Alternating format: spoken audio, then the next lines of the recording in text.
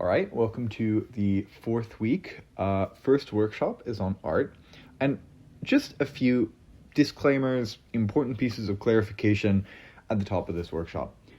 The first thing to say is just a quick reminder that art extends far past individual paintings. It looks like films, it looks like music, it looks like TV shows, it looks like operas, it looks like books, posters, poems, dance, fanfics, sculptures, architecture. It might even, in many instances, look like sports, and very, very many more different individual, unique platforms that art can be experienced and developed through. Second thing to clarify is just that many art motions are not primarily about art, even if they look like it. So a large number of these are about the social implications of art that have a lot less to do with the sort of value of art in and of itself, the creation of art, etc. Many of these debates are economics debates. Say, the vast majority of debates around museums are in that category and not necessarily around the experience of art itself. I will probably give some useful tips for addressing those forms of debates, but this workshop itself is focused on more the value of art itself. We'll get into the clashes that I think are most applicable for this workshop in a second as well. The third thing to say is just that make sure that when you are debating art, you actually explain what the impacts mean. For example, what does it mean to feel catharsis? Does it mean that this intense oceanic feeling washes over you? And maybe it's a bad, intense oceanic feeling, but that means that you panic less when you face this feeling in the future, or you're more able to communicate about this sort of emotion, or maybe it is just good in the first instance because it feels overwhelming and particularly nice. Or, for example, maybe instead of saying you say, this makes you feel understood, you say, because this is very difficult to quantify and very easy for judges to just dismiss as a result of that, you might say, how might you see yourself reflected on screen? What sort of catharsis this actually gives you? That sort of thing.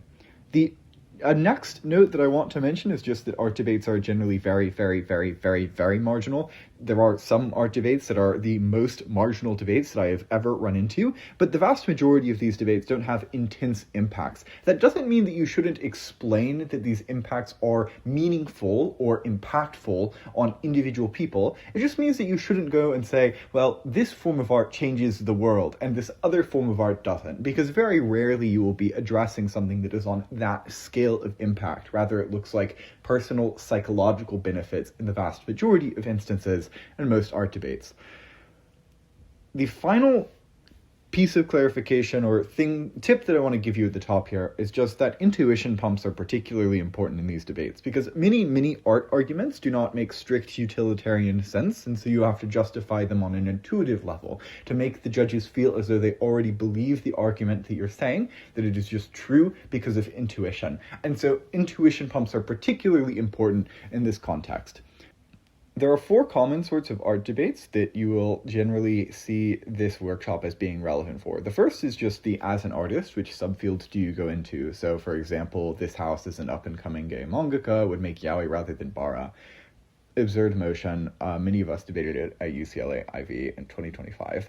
Or this house would choose to become a ghostwriter, where you are comparing the differences between various fields and trying to explain which of them is better for you to go into based on the characteristics that have been given to you about this person, or the sorts of natural incentives that you can derive from their path so far in life and that sort of thing.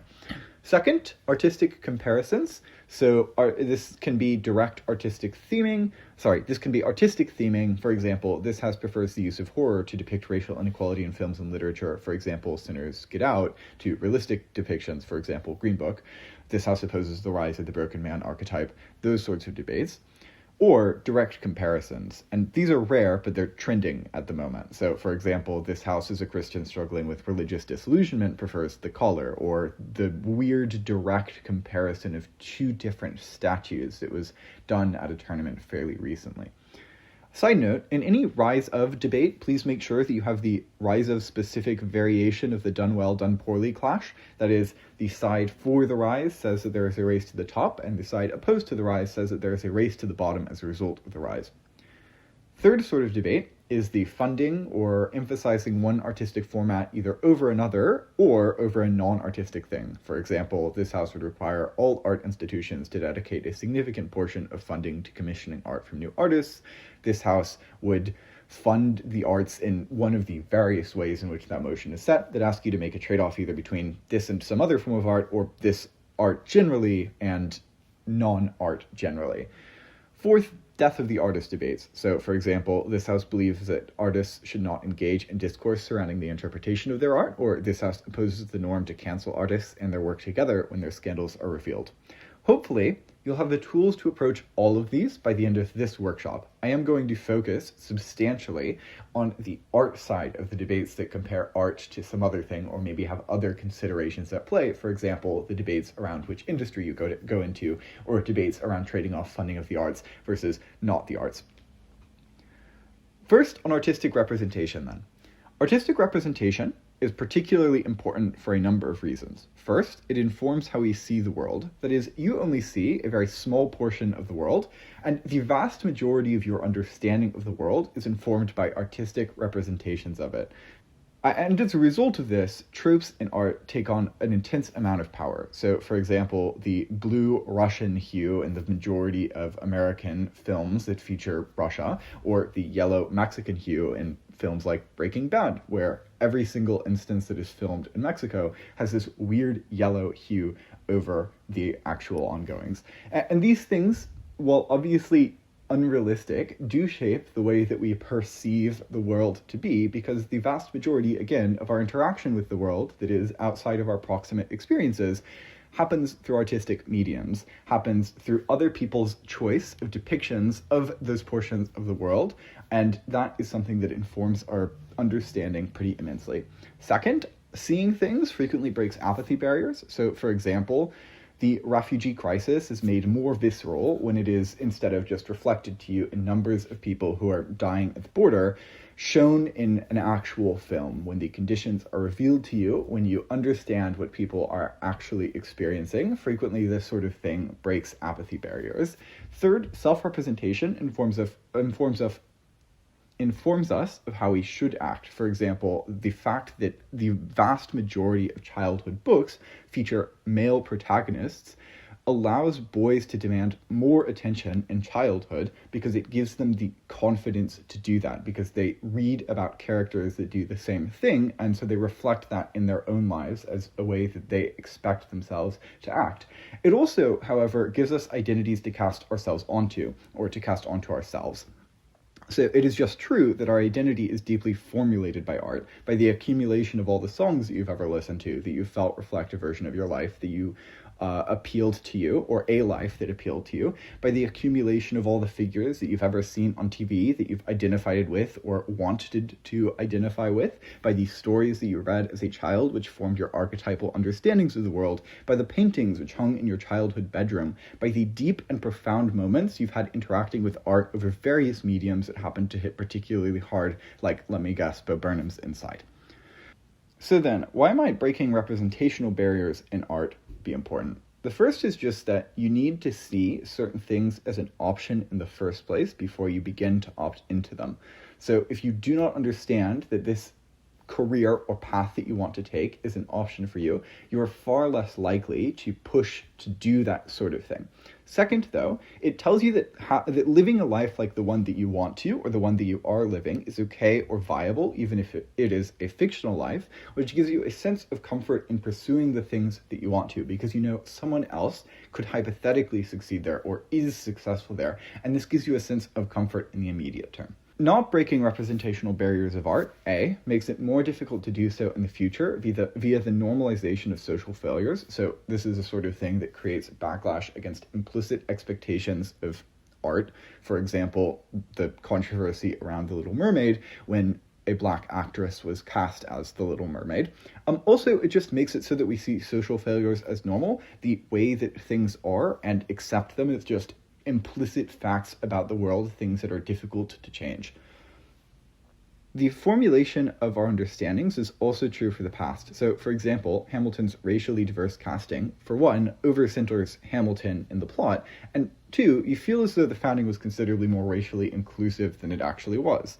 Also, for example, Oppenheimer overcenters Oppenheimer and builds like a moral confliction from an earlier point that wasn't actually the case. Or, for example, Stonewall's 2015 rendition centers on a white cisgender protagonist and minimizes the contributions of, for example, black trans people. As a side note, all of these are examples of the great figure archetype, that is, one figure being portrayed as outsizedly influential over history, over a story, etc. Hamilton is an example of where this was arguably done well. The archetype already existed, but frequently focused on Washington, Jefferson, Franklin, etc. So recentering on an aspirational immigrant story sort of subverts the standard trope in that space. Oppenheimer is obviously very artistically well done. I don't know enough about it to comment on taste. And Stonewall, while probably resulting in the film appealing to a larger audience, is fairly obviously an example of this being done in explicitly poor taste, that is, shifting away from already frequently overlooked voices that were legitimately quite important in Stonewall. Okay. The democratization of art is particularly important for a number of reasons. The first is just the reasons mentioned above. That is, you have more proximal incentives to not do art about your community in bad taste if you are a member of that community. That is, you have a sort of social proximity. Those affected are frequently not distant strangers. Frequently you have to live amongst people who would potentially feel misrepresented. Frequently it is you yourself, and you have personal stake in good representations. But also, it is just the fact that you face shame rather than mere criticism, so you feel personally more tied to this sort of thing, and as a result, there's a strong incentive to not do this in the first place. And additionally, in addition to all of that, it is just true that the democratization of experiences being represented in art gives people more avenues to experience themselves, people to cast themselves onto, identities that they can shape themselves into, or that help affirm their understanding of themselves, and very obviously that is good. Second, though, you get a sort of catharsis in the process. So art is one of the primary ways that we express deep emotions and make sense of our lives. It gives ourselves a better self-understanding. When artistic tools are more available to you, when art isn't perceived as something that they do over there in their ivory tower of art schools, and you're better able to go through your emotions with more specificity. For example, expressing a highly specific, impossible to put into words feeling via a drawing. When you create art, you generally process better. You don't deny the experience, but you're also not trapped inside it in the same way that you were. The event becomes material. You choose the angle, the pacing, the color, etc. All of these allow you to process in a better degree than just sort of going through the experience, thinking about it by itself, that sort of thing. Additionally, some emotions are too intense to express directly. For example, the want to scream at someone. Art allows somewhere for these emotions to be let out. Frequently, as well, art betters your ability to communicate certain emotions that would be difficult to convey.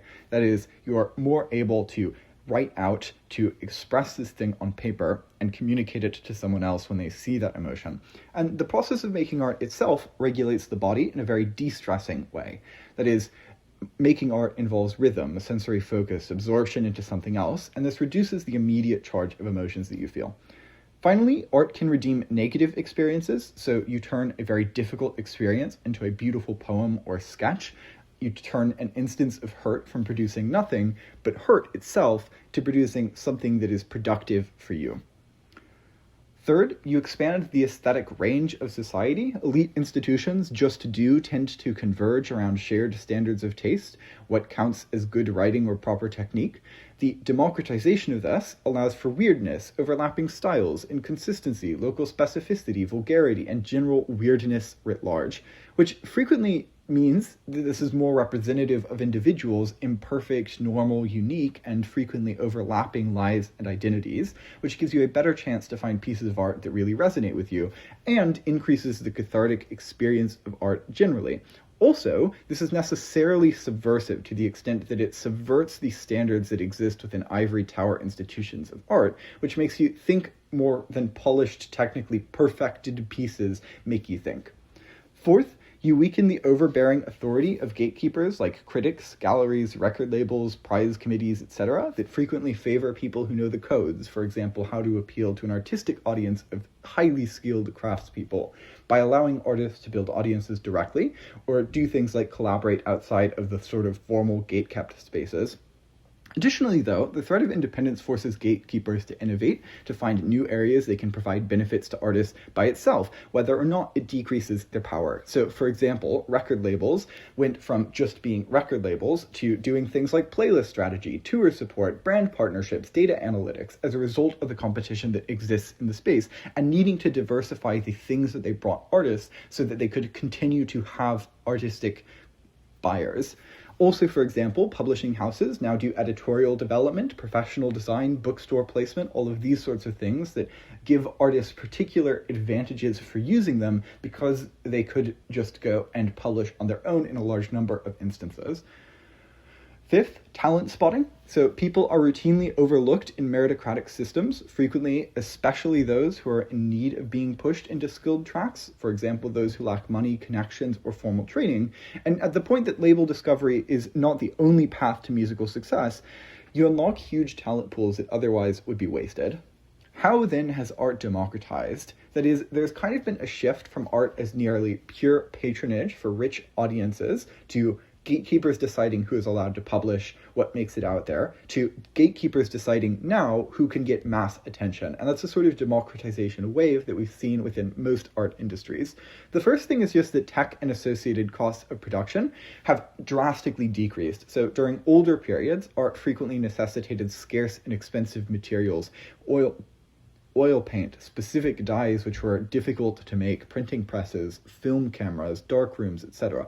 All of these things begin as exorbitantly expensive, but tools become cheaper over time, which means that more people can now enter in the art sphere. So cheap paper makes it easier to be an artist, digital software for drawing, integration of high quality cameras into phones, etc. all democratized access to various artistic spheres.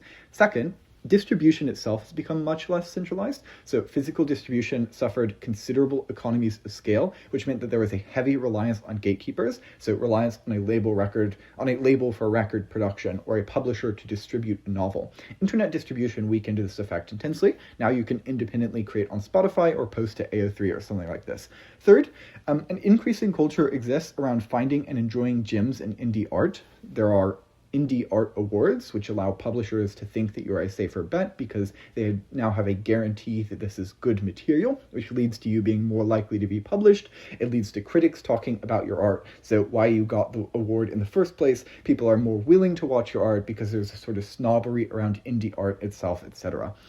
Fourth, and somewhat resultantly, the underground scene has exploded. There are like minimum 100 amateur places for each big stage. There are probably many more than that. And so word of mouth explosion is now far easier, which means that minimum sufficiency as an artist is just much easier to achieve. And yet art is still very stratified. So for one, art is stratified by attention. So while it may be true that the creation of art is relatively democratized, audiences only have so many hours, and a new hierarchy exists based on who can break through the noise to audiences.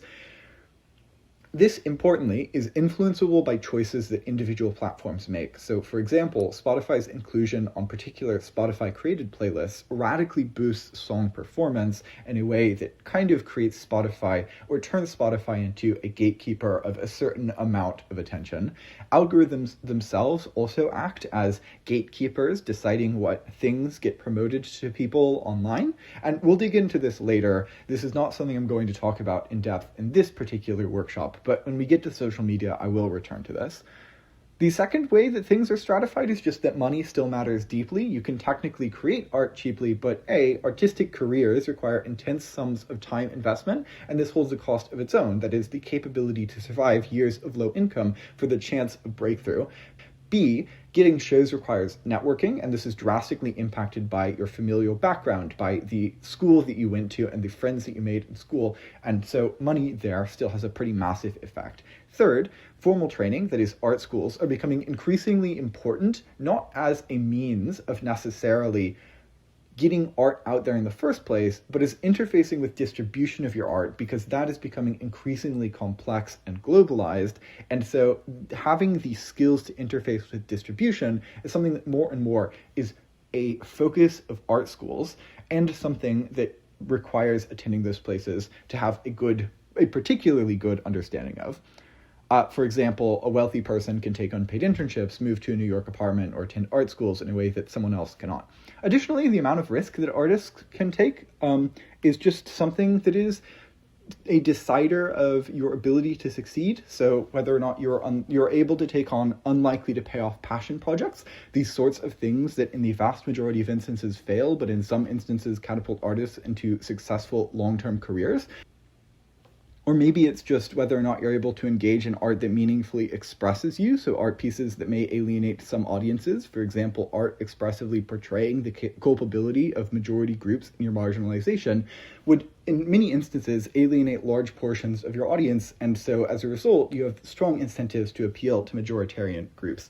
Also, more and more, with the professionalization of social media careers, success in online spaces requires a full production crew, so editors, brand managers, etc., all of which require money to hire on.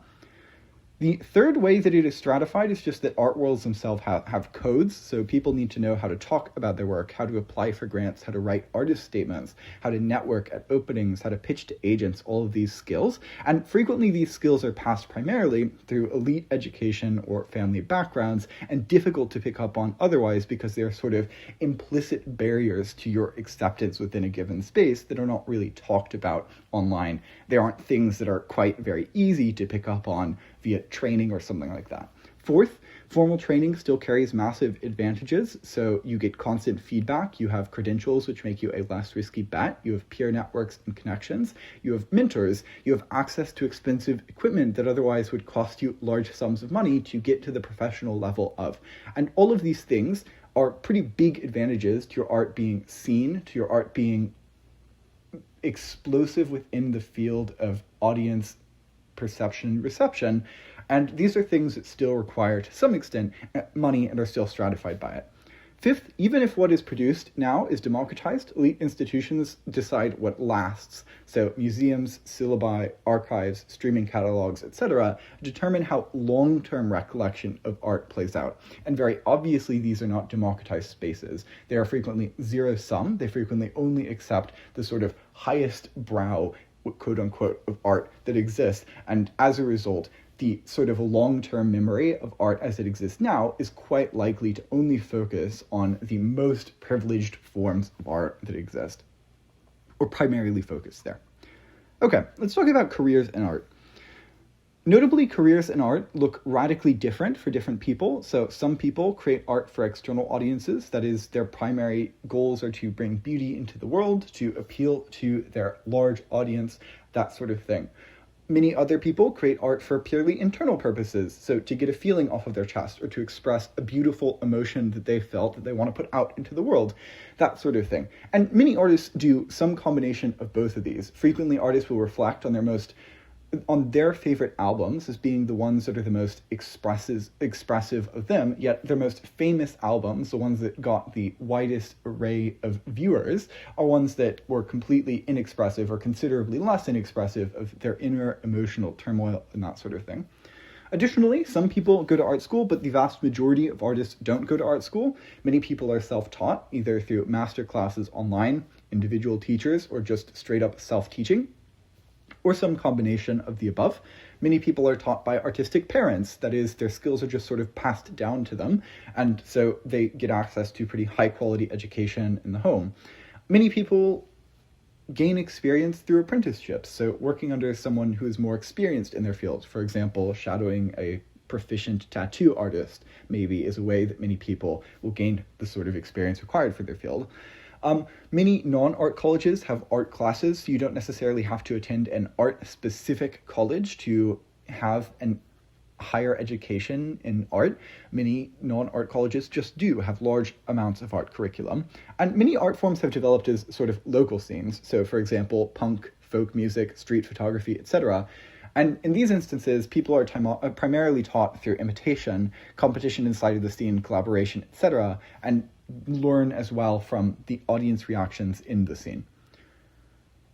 Additionally, some artists are primarily artists, but the vast majority of artists also aren't primarily artists. Rather, they do it as a side gig while working a different job, or they just do art for complete fun and don't sell that sort of thing. So maybe for the side gig, this looks like things like album covers, book illustrations, local performances, etc. 3 important notes here. First, think about what the implication of this is on your art career. So maybe one side creates a situation in which you are less likely to sacrifice your art career for your day job because you constantly see the payoff of your work, even if the other side has a higher chance of sort of long-term success, but maybe that is washed away by the fact that you will be bought out of that success because you face constant struggling in the short term. And as a result, you prioritize the other job that is like actually paying your bills. Second, this is the vast majority of artists, and it is generally where even hyper-successful artists start out before they make it huge. And also, it is a very necessary stage in the majority of art careers. So you don't have the income to cover being a full-time artist, but you need to develop your skills, get your name out there, etc. And so you do it as a side gig on the side of something that is actually paying for your bills. Given that this is the case, the rise of generative AI has a particularly outsized impact on artists. That is, the sorts of gig economy that sprouted up around internet-enabled competitive commission markets quickly become irrelevant with a base level of artificial intelligence competence and, say, designing album covers. And just as a quick side note on that, this is not equally true in all arts. So, for example, the performance industry is something that doesn't disappear, the side gigs that you would have in that industry, primarily at the point that artificial intelligence becomes somewhat proficient at doing art in general. This is something that is more safeguarded. But like things like just sort of digital art that many artists do as a commissionary side gig before they explode in popularity, make it big, whatever, those sorts of things are highly challenged by artificial intelligence. And finally, as I mentioned at the start of this, the vast majority of artists, far more than any of the categories previously talked about, fall into the category of likely to never actually put out much or anything for sale. That is, people who just sketch for fun on the side. Do not forget that this audience exists in Art Motions. You can impact out to them pretty easily. They are far larger in scale than the artists that exist in the other categories we've talked about. Second thing to say about art careers is just that they look radically different based on your scene, your form, and the audience of your art. I think it is legitimately important and useful to think about and list all of these things for Art Motions about a specific sort of art because they shape your incentives and your capacities within the debate. Let's go through some ways that these things change the debate. First, different scenes have different definitions of quality. So, for example, the gallery scene requires conceptual sophistication. It requires intense originality. The street art scene maybe requires visual force, speed, style. The folk scene requires authenticity. It requires good storytelling skills. And so all of these highly differentiate the sorts of skills that you require to be a high-quality artist inside of the individual scene. Some of them are probably more accessible or less accessible than others, and some of them are literally more or less monetarily accessible than others.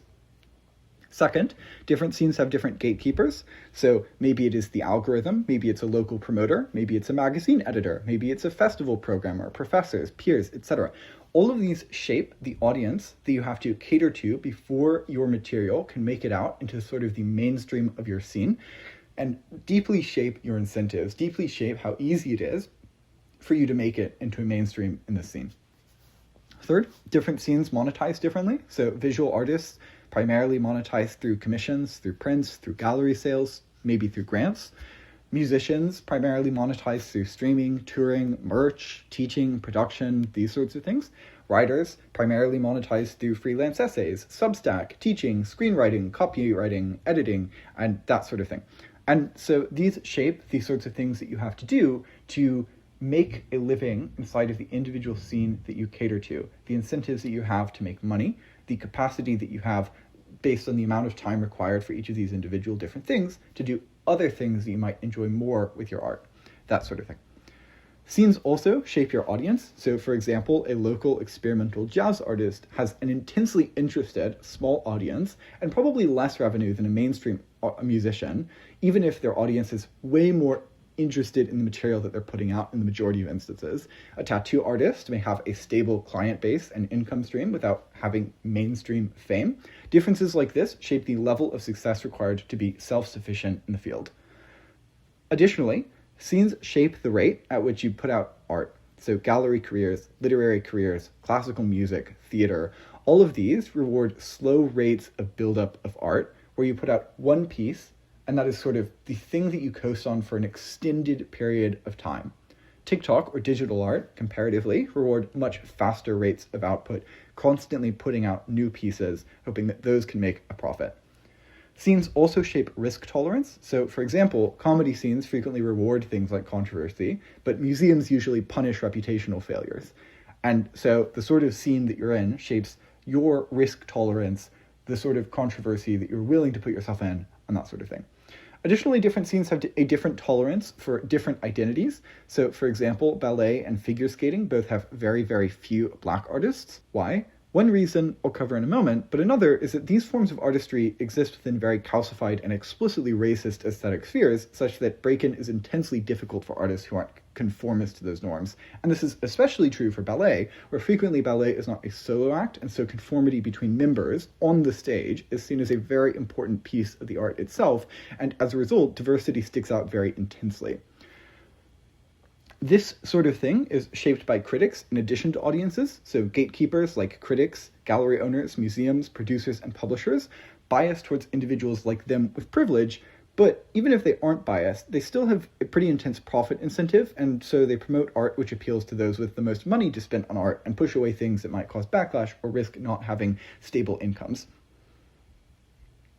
Careers also look radically different by form. Some of this overlaps with the above. Quickly though, what is form? Form is a combination of the medium of an artistic piece and the composition of the piece.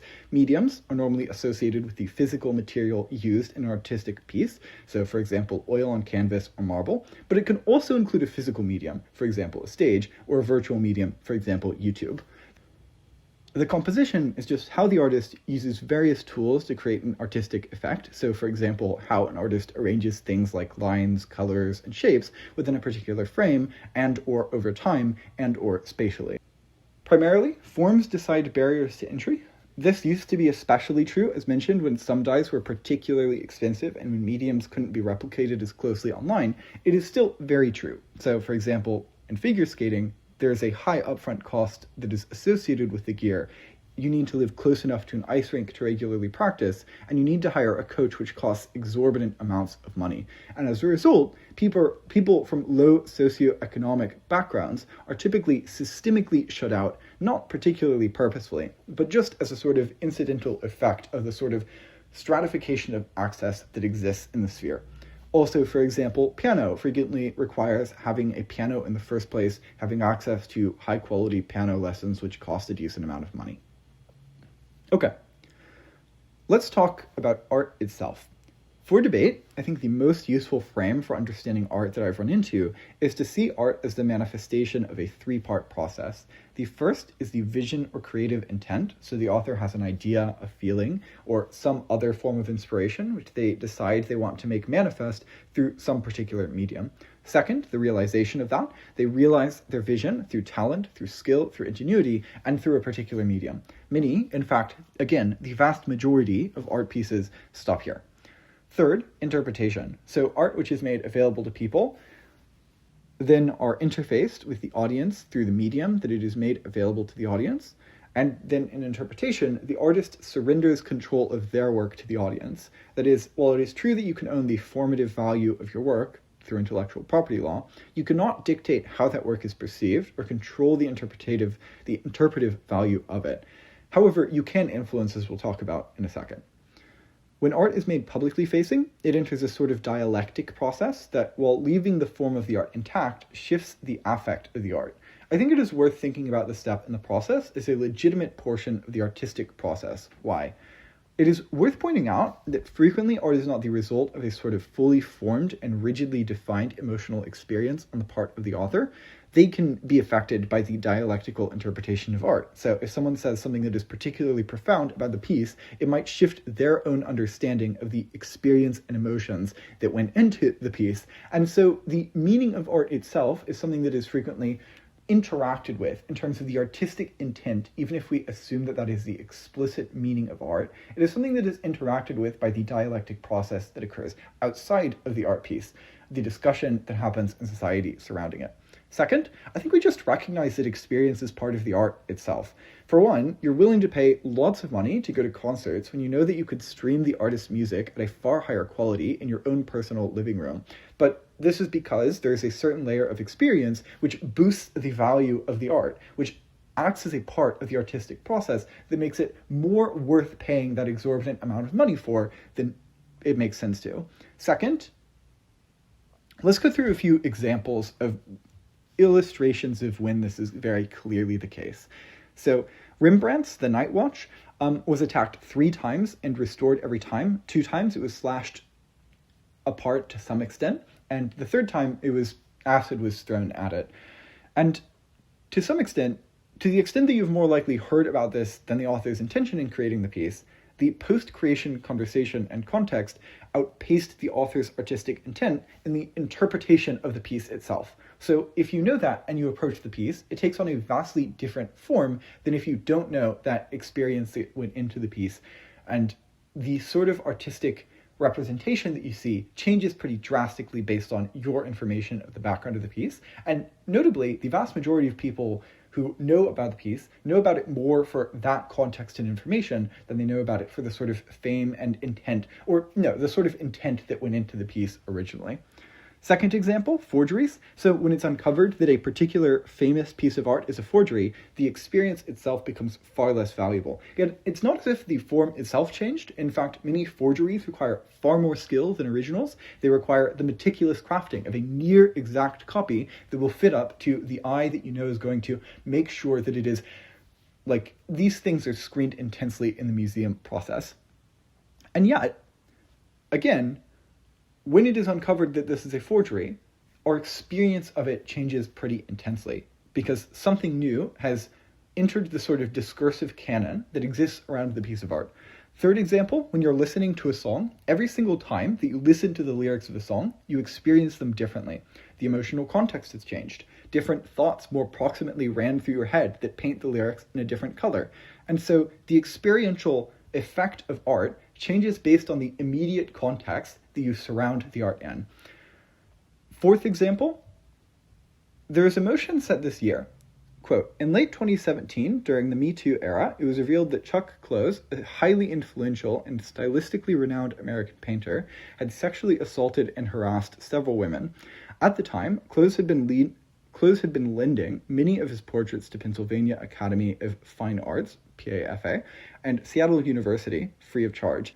PAFA chose to keep their Close exhibition displayed, adding placards explaining and condemning his behavior and creating a space where visitors could write their thoughts about the issues of gender and accountability in the arts.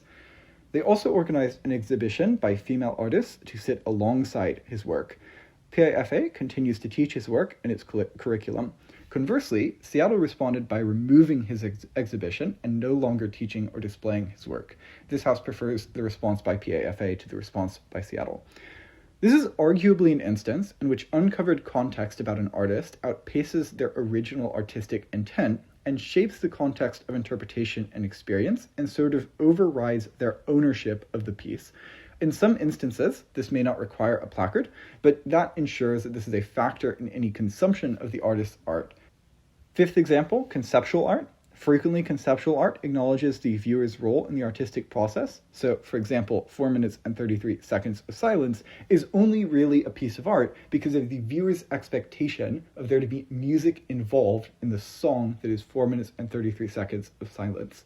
Or, for example, Yoko Ono's Grapefruit is something that just has a large amount of instructions that you use your imagination, or actualize if you want to actualize these instructions. And this is something that involves you in the artistic process of creating art in the first place. Or, for example, Duchamp's Fountain requires viewer recognition of the edited urinal as art itself. So Duchamp's Fountain, for context, is a urinal that had Duchamp's name written on it and was placed inside of a museum as a piece of art to challenge the sort of norms that existed within the art industry at the time. And this is something that, again, only works if the viewer themselves recognize this thing as a piece of art. Another example is just metaphor. So we each have a certain context that we bring to our interpretation of any given piece, understandings, knowledge, associations, all of these which inform our experience of a given artistic creation. And in many instances, these are deeply rooted in our psyche. This part of artistic formation is taken for granted in pieces which draw in metaphors and symbolism, and it is just something that illustrates the process that the experiencer, the observer of art, has in the creation of artistic meaning itself. The broad point of all of this is that the artistic process is a dialogue. It can be a dialogue between artist and form in the case of private art, or it can be a dialogue between artist, form, context, and viewer in the case of public-facing art. Various factors go into the creation of the meaning forwarded, and in many instances, while the author may have first say, they don't have the largest input on the interpretation of their piece. This is obviously relevant for death of the author debates and the process of the reclamation of some arts.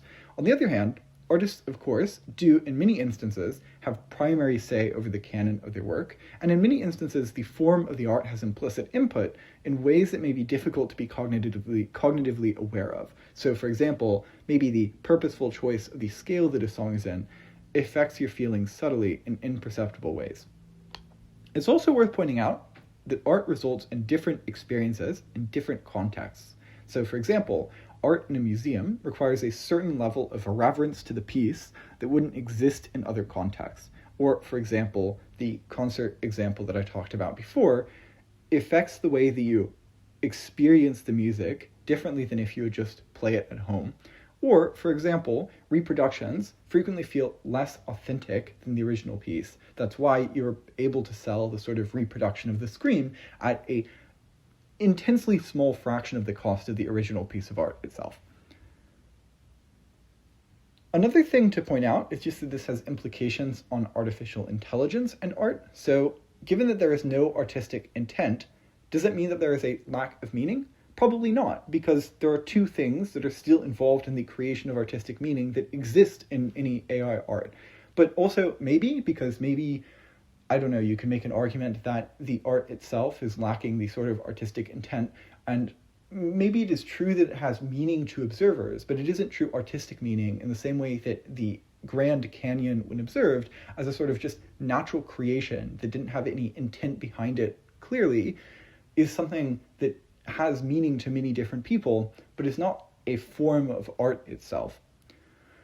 Additionally, this has implication on things like genre of art. So genre changes the context in which the piece of art is understood, the playlist that it's on, the focus of the listener, the shared understanding that viewers may have when watching a given movie of a particular genre because they selected it off of popular movies for that genre or something like that. And or even just implicitly your expectations when going into watching a movie, just because you know that it is a certain genre and that genre has a certain canon of signs that exist around the genre itself. And it is worth realizing that genres themselves are decided by gatekeepers within the industry, and so in many instances they can be used as political tools of coercion, and also in many instances they can be used as sort of liberation for the artist to the extent that you get a better understanding of the audience that you are appealing to, a better understanding of your art, and that sort of thing. Like, they are useful tools in addition to sometimes being used in coercive ways. Okay, let's talk then about the value of art. So, when I was doing research for this workshop, I don't want to say that this is definitive because it definitely isn't, but there were three primary explanations that I ran into as to the value of art. That is aesthetic, cognitive, and experiential.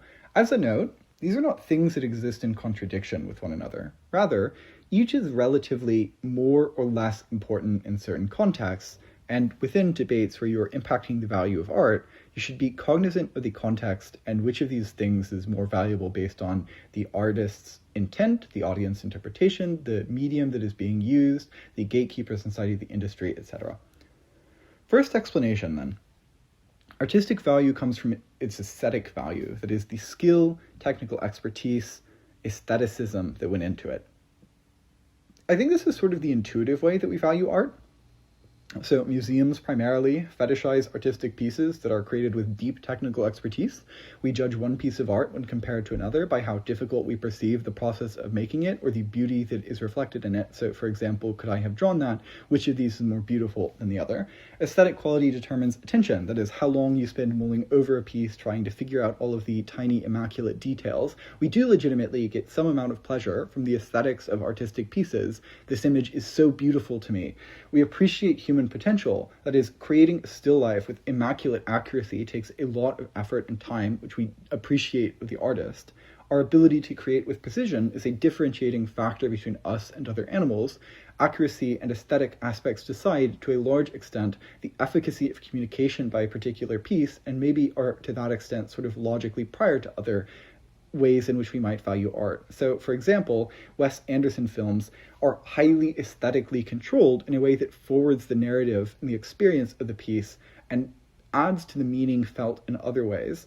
And in many instances, there's a sort of base level of aestheticness that you need for an art piece to be accepted writ large, to feel meaningful and to not feel as though just like something that was thrown together kind of haphazardly. Aesthetic accuracy and skill is inarguably the most important or primary factor in many contexts as well. So, for example, makeup artists, tattoo artists, dancers, all are instances in which aesthetic accuracy and skill is a particularly important factor. But there are a few problems with this. The first is just that what is aesthetically good is deeply personal and frequently incomparable. So, for example, take two poems that use completely different strategies to elicit a feeling of grief. Each will have its own unique contours to the feeling, and presuming one of them isn't obviously more inspiring of the emotion than the other, it becomes legitimately quite difficult to compare these things, even though they are in supposedly roughly the exact same field. Second problem is just that at the highest levels of precision, judgment sits out of the hands of the layman viewer, and yet we still go to museums, and not really to bask in the awe of gifted painters, or primarily to do so. And the most important problem is just that we value art, A, that is clearly not aesthetically pleasing, for example, Duchamp's Fountain, or clearly for reasons other than aesthetics, for example, 1 and 3 chairs, which is literally just a chair, a photograph of the chair, and a dictionary definition of the chair. And third, differently based on contextual information. That is, we value art differently based on contextual information. So, for example, an aesthetically pleasing painting by Hitler is something that the vast majority of people would view in distaste.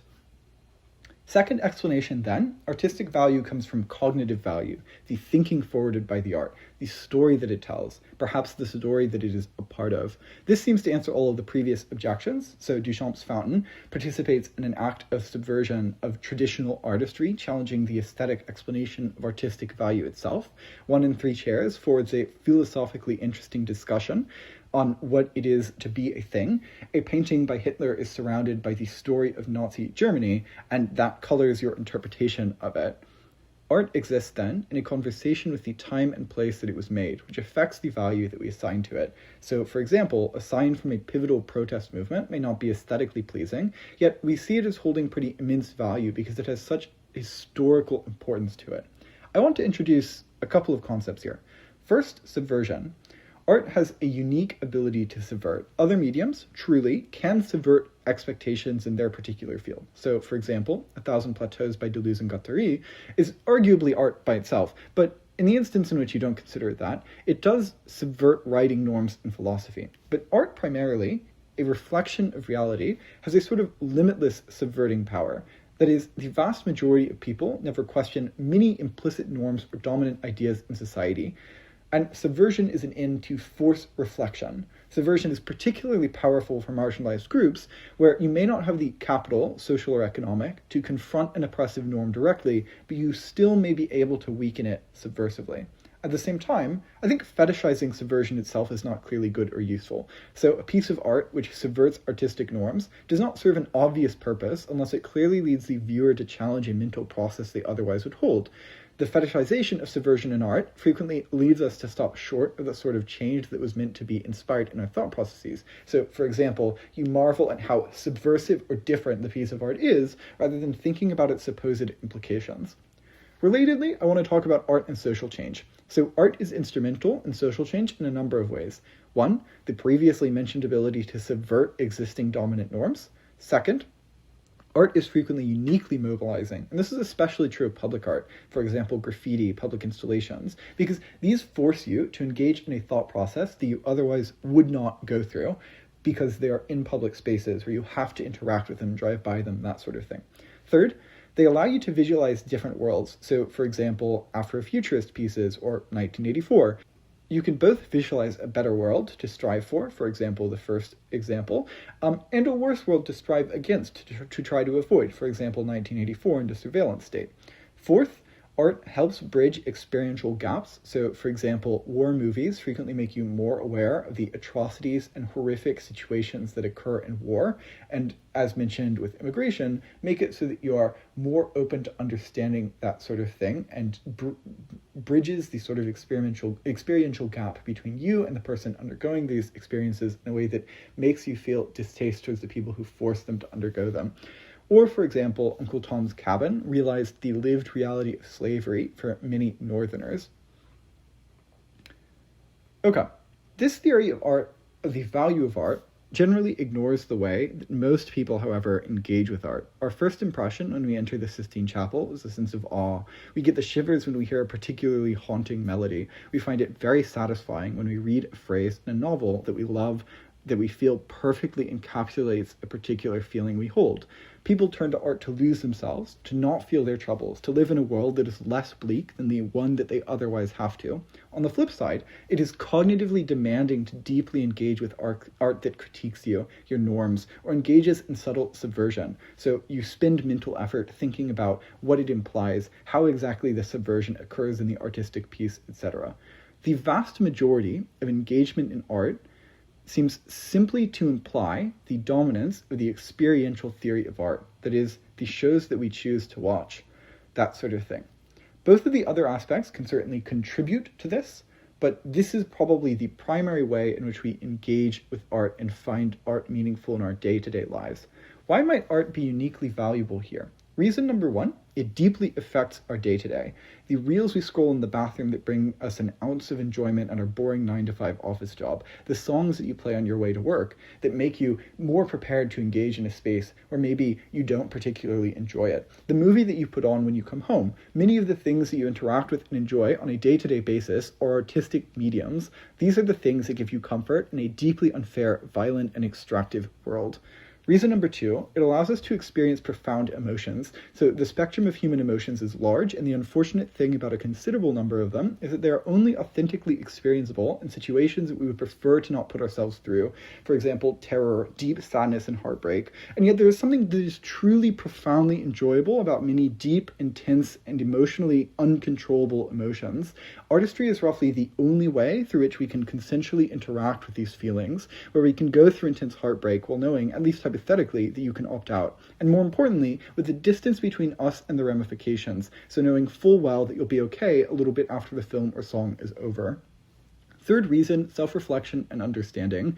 Art allows us to interrogate our emotions deeper, to compare and contrast ourselves to figures on screen, to experience our emotions in a controlled environment that can be instrumental in understanding ourselves. What sorts of things make us sad reveals experiential scars about ourselves. What sorts of things make us happy reveals difficult to interrogate love languages, etc. As a note, most people are deeply unaware of their own preferences. Frequently, rather, this actually manifests when addressing the sort of art that you pick and choose to consume. So you frequently lock yourselves into superficial portions of artistic pieces, the sort of your childhood that it represents on screen that maybe gives you a mild sense of nostalgia or symbolizes to your friends that you're bought into this one particular thing, instead of actually deeply interrogating your emotions, etc. But second, to the extent that we are unaware deeply of our own preferences, having the ability to interrogate them via art is one of the few mechanisms outside of expensive therapy and that sort of thing that allows you to understand yourself on a more deep level. That's probably a good in and of itself, but it also leads to better self-actualization, better targeting the sort of art that you want to consume in the future, better conversations with your partner, your friends, that sort of thing. There's a sort of theme here, wherein if you're looking at the cognitive value of art, it primarily has to do with negation of experiences. And if you're looking at the experiential value of art, primarily has to do with the amplification of experiences. This is not always true. Much art can be cognitively powerful in a way that amplifies existing feelings, for example, by giving them a sort of fulcrum and better expression than you could yourself. And many pieces of art are experientially meaningful in a way that negates your lived experiences. And many pieces of art both negate and affirm, so maybe different audiences see negation or affirmation inside of the pieces, maybe different contexts lead to one or the other, or maybe it is just the case that different portions of the piece itself negate and affirm your lived identity. It is also worth thinking about this in the context of the author as a sort of dialogue between author and self that makes its way into art in many instances. Final thing then, weighing audiences versus artists. On audience, this is a sort of clash that comes up every once in a while. First, scale. So almost everyone views art regularly. An artist might make 50 or more songs over the course of their career, and they definitely won't remember the intricacies of each. Yet, for each of these songs, there will be some people for whom the experience is deeply emotionally intense, positively or negatively, who maybe develop an intense emotional connection to the song or severe aversion, or use them in pivotal moments of their life to help find meaning, to help represent themselves, and see them as deeply powerful or emotional for them. Second, on vulnerability. People genuinely do get lots of solace out of listening to particular pieces of art. Many of these people need it. It's the difference between a good and a bad day, the start of a depressive spiral or not. Frequently, many people who listen to art, given that the vast majority of the world listens to art, experience it in the context of living in, say, low-income status in a way that sort of makes you feel less bad about the situations that you might live inside of because you can distance yourself from them. You can immerse yourself in the artistic piece in a way that allows you to escape the experience, the somewhat difficult to bear experience of your life. Third, artists may have a revealed preference for their audience to have a good experience. In many instances, this is just true. Artists care about their audience. They want to put out music that gives their audience good experiences. Fourth, any impacts which require scale to be ascertained only work for audiences. So anything that has political or social change only works if the audience buys into music. On artists, first, maybe we have a particular obligation to artists because they put out emotional labor and vulnerability into each individual piece of art that they put out. Second, it is just true that art is an exercise of emotional vulnerability, so even if you aren't financially vulnerable as an artist, you lay yourself emotionally bare for a wide audience of critics and supporters. Third, on scale. Artist is an expansive category. Again, the number of people who have drawn something is effectively everyone. It is the vast majority of people, and so maybe the scale of impacts to artists are actually quite intense. It maybe means that a large number of more people get to actualize their wants to become an artist in later life or something like that. And finally, on intensity, even private art is deeply emotionally liberating. Just the creation of art in the first place, as mentioned at the top of this, is something that helps you far better understand yourself, cope with your experiences, and is something that is truly emotionally liberating for the vast majority. And so maybe on that scale alone, it is particularly intense of an impact for artists to have access to this medium to express themselves. That's all for this workshop. I'll catch you all tomorrow. Okay, I swapped things up on you. Today we're talking about news. So let's start by talking about all of the sort of stakeholders involved because they sort of shape the way that most news debates play out. First, on journalists. The first thing to know about journalists is that there is a very strict journalist code of ethics that sets out the rules of conduct that most journalists legitimately do follow. The first thing that is required is just that you must always check what you publish from a minimum of 3 reliable sources, so government, authorities, etc. Second, you have a duty to protect your sources, so you must protect their identity and safety, and there are multiple personal incentives to enforce this code. The first is just that most journalists maintain long-term relationship with their sources, and actually this is the primary one, and the reason for this is just because most journalism runs on access plus verification, so it doesn't make a ton of sense for you to rediscover an entire field from scratch every time that you want to write something, and so long-term sources are the way to make that sort of thing not necessary. They point you in the direction of proximate experts, they flag abnormalities in their field, they let you know when a source is lying to you. Second, long-term relationships improve journalistic speed, and this is important because news is generally quite deadline-driven. Therefore, you don't have to do, in these instances, step 1 of finding sources every single time that you have a new story. As a result, it's very important to not alienate sources or endanger your reputation in regards to how you treat sources so that all of your sources are very willing to be used as access points into their various areas of expertise. Third thing that is required of you as a journalist is just that you have a duty to respect your sources' preferences, and you must inform your sources of their opinions, of their options, and ask which their preference is. So you have three options. The first is on record. You're allowed to publish their name, take quotes from what they told you, etc. On background, where you cannot tell who they are or where you got your information, but you can tell the information, and you can say things that indicate the reliability of the source. So, for example, a source close to the president told me X. Third, on deep background. So you're not allowed to tell who they are. You cannot publish the information they gave you. Rather, the information is solely to be used as a lead that you can follow to find new things out about or to help further your investigations.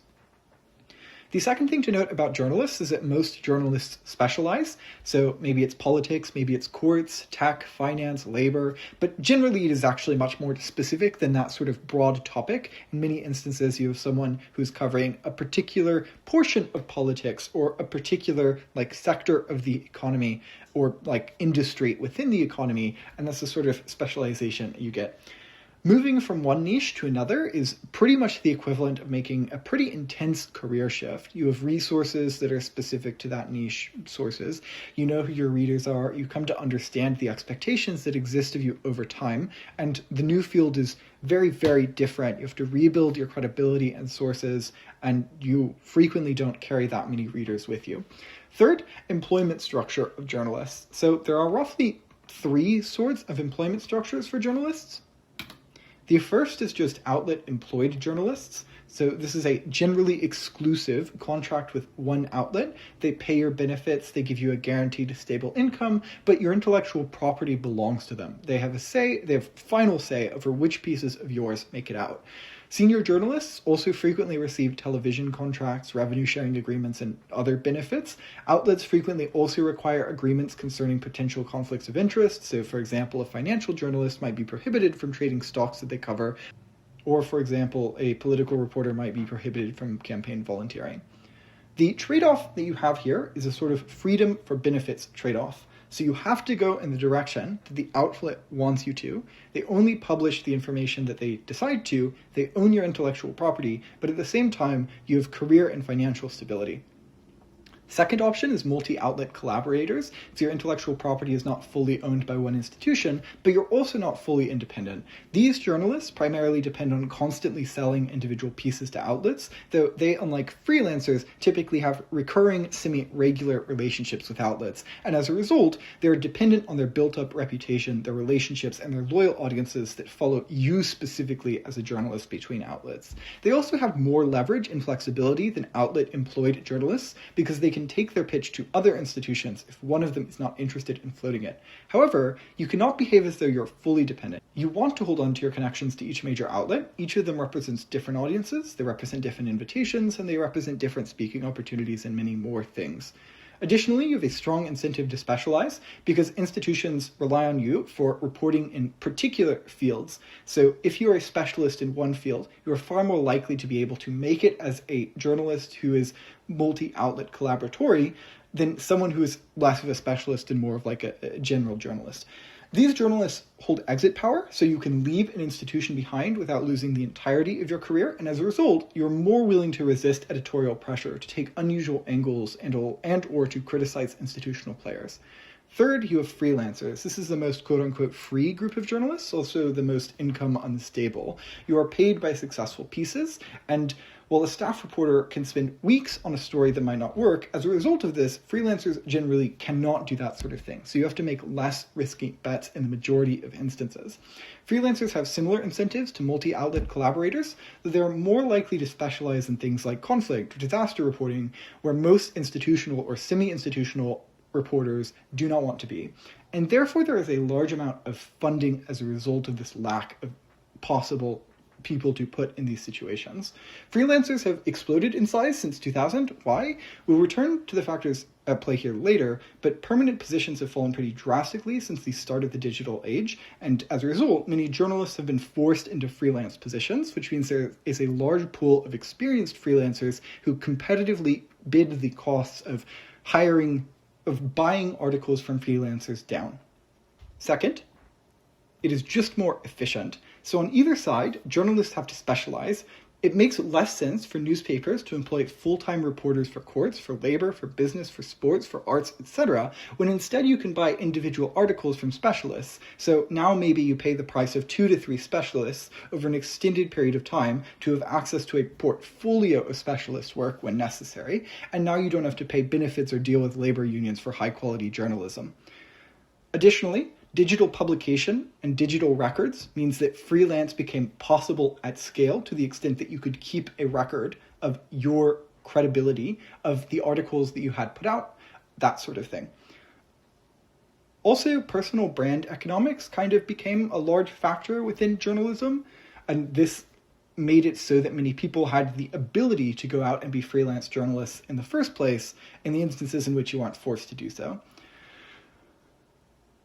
It is also the case that many niche publications exist, so in many instances, one writer can just publish to multiple niche publications in their particular field, and so that made it a little bit more accessible to be in the field of freelance journalism as well. And finally, the globalization of reporting. So foreign bureaus are pretty expensive, and outlets as a result frequently come to rely on freelancers. And in many instances, freelancers just offer far better reporting because you know the language, you know the context, etc., way more than parachuted correspondents do.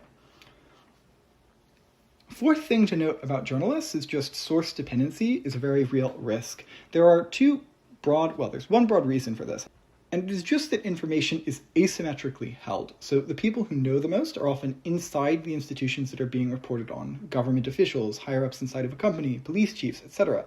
And as a result, you need to not be perceived as hostile to get access to insider information, which results in sort of self-censoring in the first instance. Second, though, journalists must cultivate relationships with the people who hold information inside of their specialty. The way that they do this is through repeated interaction, and as a result, this drives comfortability, giving scoops that other journalists wouldn't have access to over time because they know they can trust you to not reveal protected details about them or paint stories in ways that they want those stories to be painted rather than the alternative. And as a result, you just don't publish things that will piss off your sources. Fifth thing is just other incentives that exist within the journalistic space. The first is prestige. Prestige is very important for journalists because A, it improves source access. That is, sources are more likely to talk to a journalist who works for or has previously published for a particularly prestigious institution because of A, name recognition regarding the journalist or the institution, B, the sources want to read a wider audience, and C, natural trust to maintain good ethical standards ingrained by the surrounding institution. And as a result, this improves source quality for people who have access to this flavor of prestige. For example, the likelihood that a lawyer working on a particularly important case will take the time to meet with you. And as a side impact, as a result of this, journalistic careers frequently become deeply stratified as this process of gaining prestige compounds over time. So prestige gives you better sources, gives you more prestige, prestige gives you better sources, which gives you better stories, which gives you more prestige, which gives you better sources, and so on, and so on, and so on. Additionally, prestige improves your publishability. So the primary reason is just that prestige reduces skepticism from editors. Editors necessarily are taking on risks when they air stories. The story could fail, it could embarrass the outlet, it could result in literal legal retaliation, and prestige reduces the associated risk. So you have a track record of good judgment, of good accuracy, and good professionalism. Prestige also grants exit power. So low prestige staff journalists will be highly dependent on their outlet, and there's an associated risk if you happen to get on the bad side of your outlet. You get silent punishment like worse scoops, or maybe you are blatantly fired. Comparatively, a high-prestige journalist can plausibly leave the institution, which means they're less likely to face this sort of thing. They're less likely to have their pieces denied by editors, they're less likely to receive harassment in the workplace, they're less likely to be fired by institutions, etc. You also have more contract negotiation room in the first instance at the point that you are fairly prestigious and decide to make a contract with a particular institution. Prestige also opens up side opportunities for financial stability. Journalism, as mentioned, is generally fairly financially unstable, but prestige means higher speaking fees, paid newsletters, television contracts, a wider audience for your podcast, etc. You'll probably also do just care a lot about growing into a more successful journalist. This is your career. You have idols that you want to replicate. Most people are fairly competitive by nature. Being successful and prestigious, you think at least, gives a unique sense of fulfillment. People naturally want to feel and be important as well. And you do just care about the impact of your work, and more prestige means higher impacts. So what does prestige look like? It is different by field. I'll give a few examples to tell you what this sort of thing looks like. In breaking news reporting, it looks like speed and accuracy, which gives you trust that is imbued by your institution, and chaotic institutions to get facts quickly without having embarrassing corrections come up. And also, it means that other reporters frequently watch your feed in these breaking situations. For investigative journalists, it looks like producing stories which reveal deeply hidden wrongdoings, winning awards, for example, Pulitzer Awards, Polk Awards, Peabody's, etc. And as a result, your employer is giving you more room for building long investigations, which sort of compounds on itself over time. For beat reporters, that is, a journalist who consistently covers a particular specific topic, it looks like ownership of the domain, deep knowledge of the important sources. Other reporters maybe pay attention to your work. For an essayist, it looks like shaping power. Do other prestigious individuals respond to you? Do they cite you? Do they argue with you? This sort of thing is what prestige looks like there. Access is another thing that is particularly important. I've already detailed it to a large extent, but a couple of other things. First, access helps guard against source dependency. That is, you can just check your one source against others at the point that you have access to different sources inside of a particular field. Second, journalism is deeply competitive, so you want to publish a story first, or if you can't publish it first, with more depth than others can provide. And so depth of access means you have access to information that other journalists might not. It means you're the first person that a source turns to when something happens, etc. Third, stories frequently develop over time. Long-term relationships become particularly important in that context. That is, most valuable sources don't just disclose everything in one leak. They provide leaks gradually, but this requires trust over time. Or in many instances, people constantly come up that your particular expert might be able to refer you to. If you didn't have access to that expert, you wouldn't get referred to the continuation of a story that you're working on. Additionally, journalists care a lot about impact. So for one, you frequently spend months on each individual piece that you put out. You pour your emotional labor, your energy, your money, etc. into it. You spend long fights with editors trying to get this to actually go through. You take long days and nights reading as much of the relevant material as you can, cultivating sources, verifying claims. Without reporting being high impact, this sacrifice feels deeply unjustified on a personal level. Second, impact gives you access to prestige and access. So the trust of your sources that helped point you in the way of wrongdoing in the hopes that something would change, it deepens their trust when impact actually happens. And also it gives you leverage inside of your institution and career mobility for fairly obvious reasons. Finally, there's at least one more. The attention economy. That is, you need impact for breakthrough to mainstream audiences and the most money. And finally, actually this time, why did you go into journalism in the first place? It was probably because you cared deeply about truth, about exposing abuses of power, about public knowledge, or maybe more specific, deeply principled underpinnings tied to your specific beat. Impact, then, is of principled importance for most journalists. There are a few negative side effects of the search for impact within journalism. First, you badly frame stories in many instances, for example, as scandals, as crises, reckonings, historic turning points, when they aren't that very obviously, because those frames feel very, very consequential and feel like they will grab the largest audience and pose this as having the highest impact possible. Second, you over-report stories with visible villains and victims, because those are the ones that produce more public reaction. Much of the most important journalism, however, is more slow in its effect. For example, helping citizens understand a particular policy, reporting on the lead up to long-term risks, etc. Things that are more invisible in the actual ramifications, and these things are under-prioritized. You also do, as a journalist, probably care at least somewhat about income, because, as mentioned, journalism is very precarious. Staff journalists face frequent layoffs and outlet closures. Freelancers face, obviously, much more volatility inside of their particular realm. Income, then, is a form of risk assurance. It determines your ability to spend time on long and drawn-out investigations, which frequently are the best things to do journalism with regards to. It frequently decides your ability to take on scoops that could provoke lawsuits, harassment, threat of retaliation, etc. Income also determines editorial independence for rather obvious reasons, and it determines how much time you can spend devoted to cultivating your connections. For example, a foreign correspondent needs to invest in language skills and travel. Frequently, maintaining access to very prestigious individuals requires spending money in various ways to travel to them, spending on luxuries, that sort of stuff.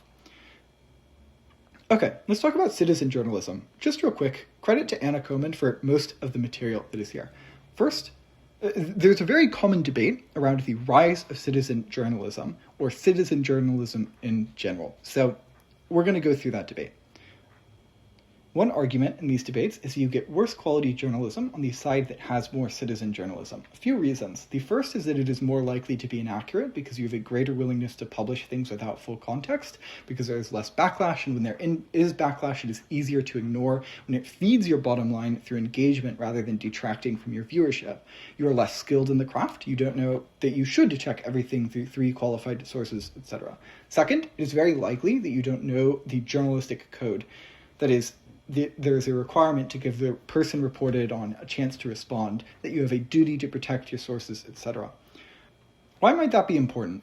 Journalism broadly works because people are willing to hand over information that is sensitive to journalists, and they're only willing to do this because they understand that there are certain principles which will be followed that allow them to feel safe in handing over this information. For example, that they can request to not be identified, and that will be followed. But trust in these principles requires that everyone uphold them. If more people leak their sources, then less sources will be willing to come forth, because you increase the risk calculus associated with the decision. This is arguably more important than individual stories being higher quality, because it affects the ability to report meaningfully into the future. Second, you have an asymmetry of power over your informant, and therefore you have a deep responsibility to protect their interests. Third, your actions and whether or not you follow the rules affect not only you, but other reporters as well. So there's a sort of moral hazard, which means you have a broad duty to maintain your own reputation to avoid spillover effects. Third thing on quality is just that the spillover effect to journalism writ large means that you will likely see less sourced journalism. One, in the way that is mentioned above, and two, realize that many officials' sources are very reluctant to talk to journalists in the first place. Frequently, they hold semi-adversarial relationships with them, that is, journalists report on them.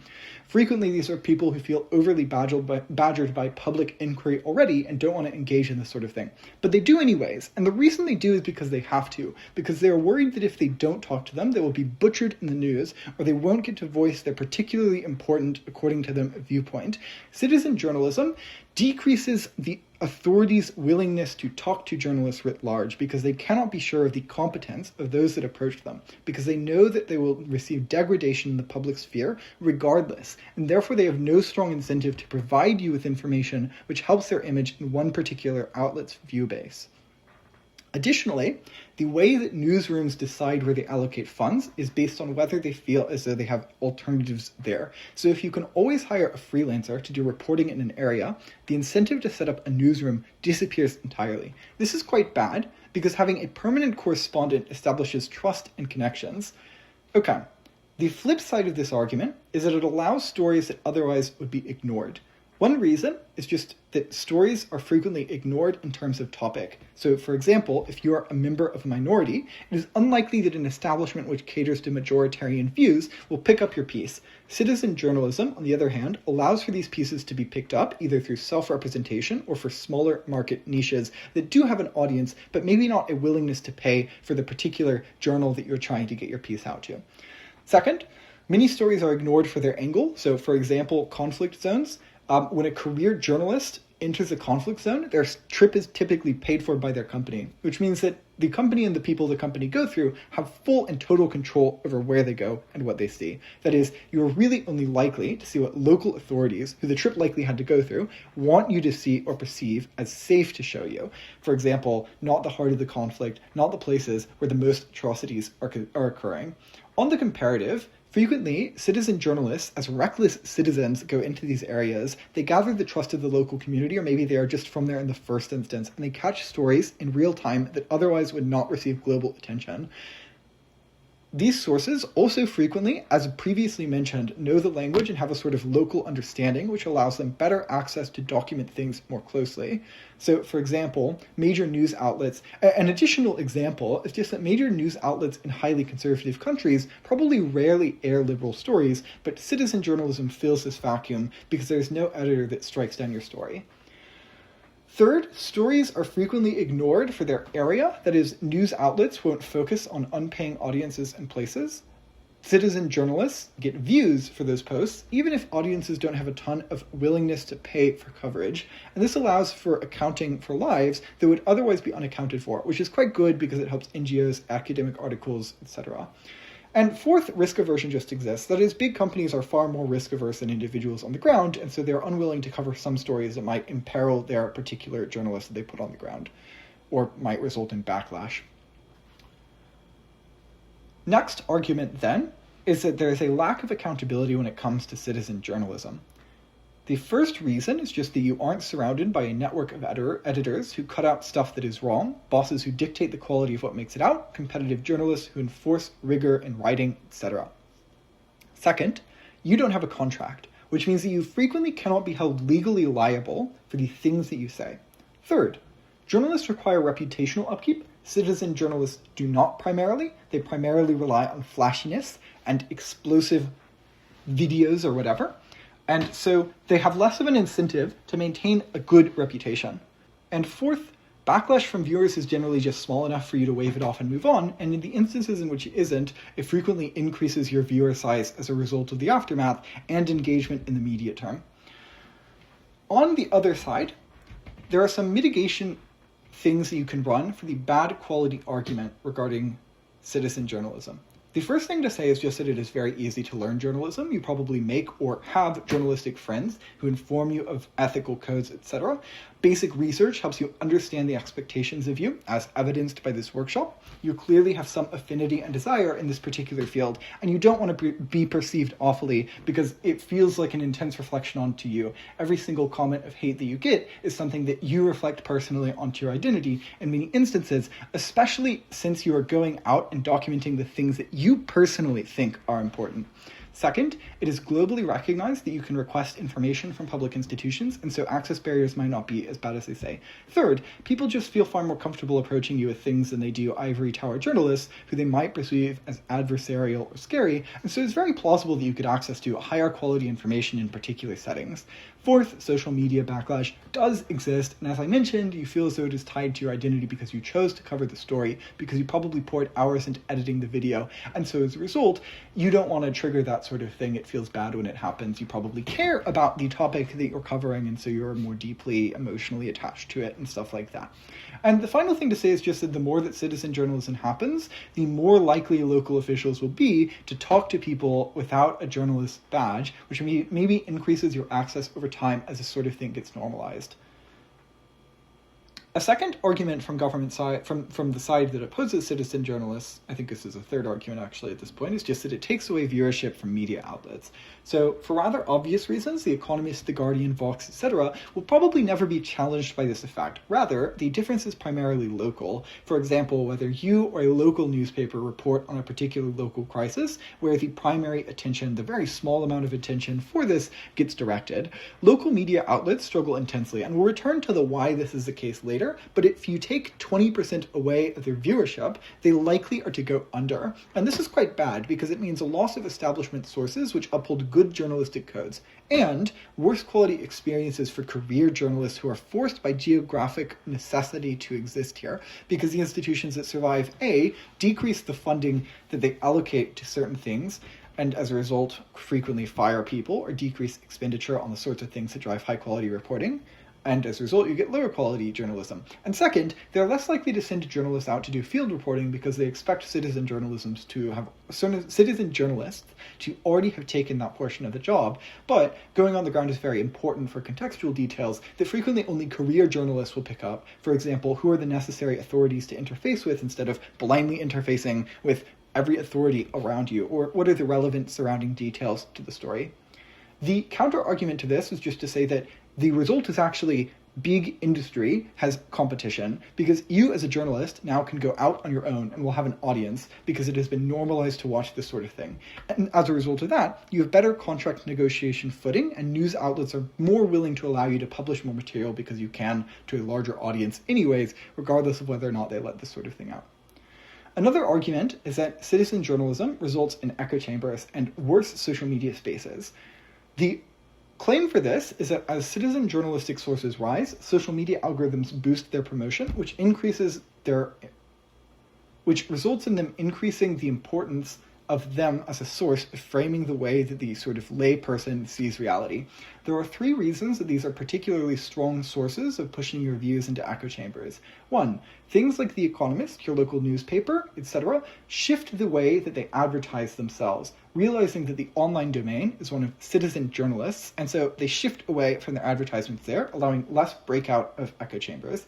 Second, unlike with other forms of news consumption, you build parasocial relationships with citizen journalists. Think Johnny Harris, for example. You grow to trust him, to enjoy watching his content because he is far more personal than Ivy Tower newspapers. Third, many citizen journalists just take an anti-establishment standpoint because they're incentivized to. They want to get people to donate to their Patreon. They need to critique alternatives to get people in the door to trusting them over institutional sources, etc. And as a result, the result is a particularly intense echo chamber that develops over time.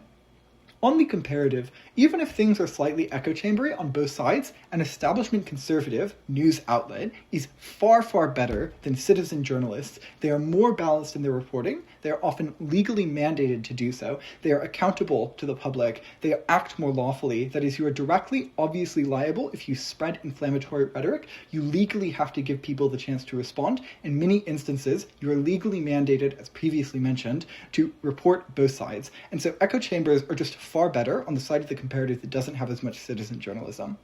The response to this is that citizen journalism will probably exist on both sides in most debates, but regulation on platforms only kicks in when you have a critical mass of people asking for moderation, of people clicking the report button. And so moderation needs more citizen journalism to actively take effect in the first place. Okay, editors. What does the editing process look like? As a note, exact processes differ pretty intensely between medium and institution, but a general process kind of can look like first, assignment or pitch approval, where the editor assigns breaking news or a reporter pitches a story to an editor, etc. Editors have general say over the stories that are focused on in the first place, at least for outlet employees. Second, the range of autonomy handed to reporters does differ, but in many newsrooms, editors help build the reporting architecture. They plan things like who do we need to speak to, what documents are needed, what potential conflicts of interest could come up. Third, drafting. The reporter writes the story. Editors at this point are generally aware of the angle, though not necessarily substantively involved. Fourth, the first substantive edit. So you edit the material quite deeply. You interrogate all of the source work that comes up in it.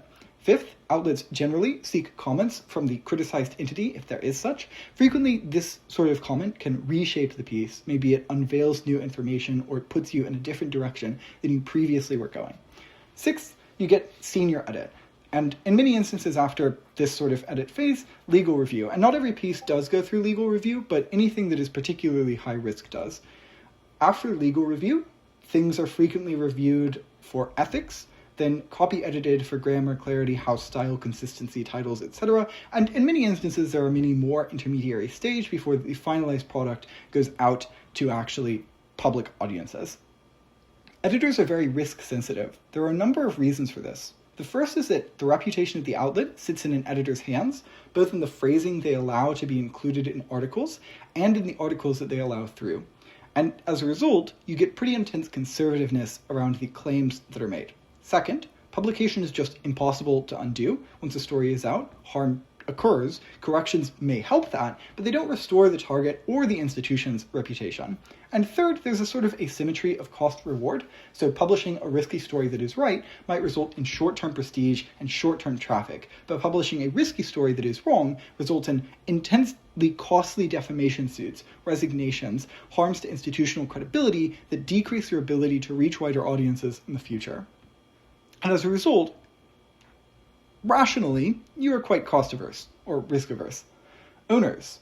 While there are now more individual voices than ever before through the democratization of access to attention, news has also generally become more consolidated over the last 20 years. This is most clear in local newspapers, where 40% of all local US newspapers have vanished entirely.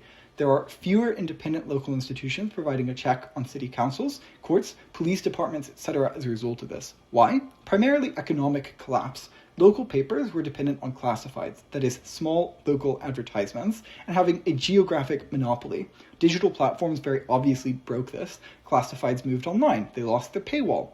Advertising moved to digital ecosystems where it could reach far more eyes and uniquely tailor outreach based on algorithms instead of submitting an ad to a particular newspaper. Readers had little reason to pay for many local papers on a regular basis as a result of this loss. So while it is true that paper sales rise in the aftermath of any big event, the things that kept people picking them up regularly, the things that provided a stable income base, disappeared entirely. And once revenue collapsed, many local outlets effectively became distressed assets.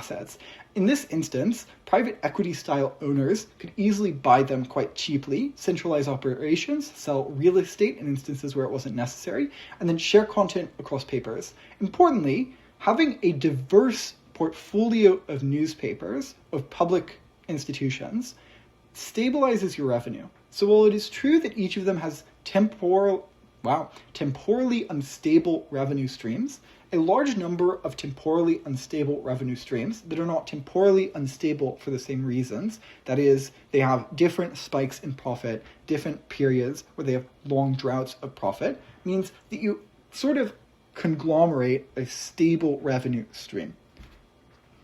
Okay, let's cover a number of sorts of news institutions. First, you have wire services. These are institutions that gather news at high speed and then sell that news to other institutions that need reliable reporting, but for whom having reporters everywhere would be, for understandable reasons, unbearably costly. So examples of this include Associated Press, Reuters, etc. Generally, a separate outlet pays for access to a continuous stream of wire copy, and when something happens, the wire service produces a standardized report which the other outlets receive and then can use, adapt, quote, etc. The reason that this works is because news production has enormous fixed costs. It is very expensive to have reporters everywhere, but once Reuters or AP has produced a verified account of something, distribution itself is quite cheap, and wire companies take advantage of this fact. Second, you have daily newspapers. So daily newspapers are, as you probably know, no longer primarily a bundle of printed pages that are produced once per day. Rather, daily newspapers that still exist have adapted out of necessity. Daily print edition is one product at this point amongst a number of others. Most surviving daily newspapers typically rely on some combination of digital subscriptions, print subscriptions, advertising, remnants of classifieds, obituaries, events, sponsorships, puzzles or games, podcasts, and in many instances, philanthropic support. Why might people be interested in donating to local newspapers? Well, for one, potentially civic self-interest. That is, newspapers monitor institutions that deeply affect your life. You want to ensure that the eye on these institutions is alive and functioning. Second, large donations do induce financial dependency or loss aversion in some instances, so maybe it results in a lack of reporting on you. You're painted out favorably by the institution to keep your money, etc. Obviously, for larger daily newspapers, this is not that relevant. Third, there are probably many other reasons as well. So, for example, maybe it's just the case that you feel as though the informational space is being crowded out by social media, and you want print paper to maintain itself. Daily newspapers are particularly important. One, they preserve institutional memory. That is, they publish constantly over many years and create a sort of public archive, which acts as a sort of accountability mechanism. For example, detailing corporate or campaign promises. And frequently, it puts out qualitative and in many instances quantitative input for research. Second, they act as agenda-setting sources. So most daily newspapers set the topics that are discussed on a given day in a particular area or in a nation. So, for example, the New York Times podcast, The Daily, is something that so many people listen to that, like, frequently there are just discussions about the concepts and stuff talked about in podcasts that reach that level of popularity. Third, you have local newspapers and local digital outlets. In many instances, these are smaller scale versions of large daily newspapers. These too had to diversify. They had to downscale their employees in many instances. Many of them turned into ghost papers, that is, papers with websites, with archives, with print editions, and some local items, but very little original reporting, mostly just publishing things like press releases, event announcements, etc. This is quite bad, one, because local papers' strongest civic function comes from close observation, so noticing a budget line, school district policy, court filing, etc., and so you lose local accountability at the point that this disappears. Second, because of the reasons above, that is, publishing constantly over many years is particularly important for small communities which would not build up this sort of memory otherwise, where important details that should affect future decisions would be forgotten. Third, a lack of local news means decreased political participation, both in the sense that many people come to know of when local elections for various small positions that are not particularly important or are particularly important in the community, but don't make major informational awareness when these elections occur. And also in many instances, many people get their primary information regarding candidates in more important or even those elections through daily newspapers, information about them via that, etc. And when you lose that, you lose meaningful engagement with local democracy. Fourth, there are broadcast news networks. So these are news networks that provide a semi-continuous stream of anchors, correspondence, interviews, breaking news updates, etc., and report on events as they occur. Broadcast news differs pretty extensively from print, where newspapers are built around sourcing and slow-moving stories in many instances. Broadcast news caters to visibility. Performance is encouraged. Broadcast news rather obviously structurally prefers, as a result of this, events that can be shown. So protests are more of something that would make their way into the public eye than regulatory capture that happens over a long period of time in very silent ways. Broadcast news frequently are 24-hour in span, they happen constantly, and they have 24-hour requirements, which means they have a need for continuous programming. Broadcast news is also more personality dependent than print. Viewers develop parasociality with particular hosts, which drives engagement but also weakens questioning of information and critical thinking. Fifth, public broadcasters. How do public broadcasters differ from commercial broadcasters? The first is that you are less attention economy focused. So if broadcasts were left to commercial broadcasters, a market failure would occur. That is, the civic value of a better informed public, a more accountable government, regional representation, etc., are not priced in to the attention-based economy of commercial broadcasters. That is, the primary reason that public broadcasters don't suffer the same failure is that they are generally funded through direct government appropriations, and as a result, they care far less about returns on investment. Second, they are legally or institutionally obligated in many instances to serve the public broadly, and this frequently includes things like universal access, impartial news, so for example, BBC-style requirements to air both sides of a story, etc. Many of these things are not financially worth doing for commercial firms. Sixth, magazines. Magazines are primarily built around being selective, giving deeper coverage to particular issues that are in line with the identity of the magazine and their focus. They cultivate a sort of personality over time that A, keeps readers coming back, for example, The Economist's unique economic perspective, and B, creates a sort of lock-in effect as consistent revenue streams require not alienating those who are bought into the magazine. This also structures the way that articles emerge. For example, newspaper stories often use a sort of inverted pyramid. The most important facts first, the context second, then supporting details. A magazine piece is far more likely to contain a sort of narrative arc. Anecdote at the top, delayed thesis for effect, more narrativistic style, more voice. For example, foreign affairs readers quite often read specifically for certain authors because of their style. Magazines typically publish at a slower rhythm than other outlets, weekly, bi-weekly, monthly, bi-monthly, or quarterly. Digital publishing has changed this, however. That is, many magazines have fast digital publications and slower print or long-form content.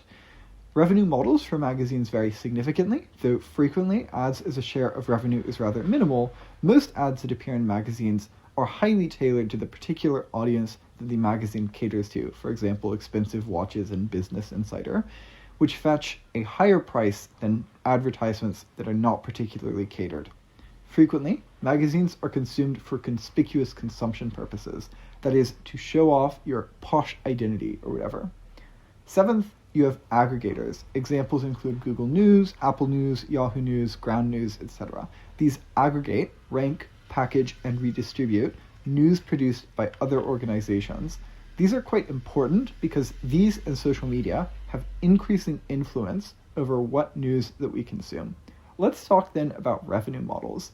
Most major outlets have hybrid revenue sources, but these all affect their proximate incentives, and so generally you can point to one of them and explain why it might be the overriding incentive, why maybe they particularly want to increase or not alienate this form of revenue. First, you have advertising or sponsorship funded entities. These work primarily, especially in the case of advertisements, by selling access to an audience. So the institution produces content that appeals to a particular group. Advertisers are, in effect, paying to reach that particular group. This shifts incentives to institutions doing what they can to produce an audience that advertisers are willing to pay to reach. How might they go about this? First, scale. That is, page view, video view, podcast listen, etc. All of these are monetizable opportunities, and this pushes institutions toward content which attracts many people: breaking news, celebrities' personal lives, crime, conflict, sports, general outrage. Second, maybe by targeting valuable demographics. So not all audiences are worth the same amount to advertisers. Affluent readers who are primed to spend based on the magazine they are reading are greater in revenue than affluent readers, who are greater in revenue generally than non-affluent readers. Investors, businesses, etc. are all valuable pools of viewers. If you focus on serving affluent and advertiser-friendly audiences, you can run advertisements at a higher cost per advertisement, increasing the revenue that you get from them. This is why some publications are able to survive with smaller audiences. Third, engagement. So clicks, time on site, repeat visits, scroll depth. These are all pieces of exposure which advertisers are willing to pay for.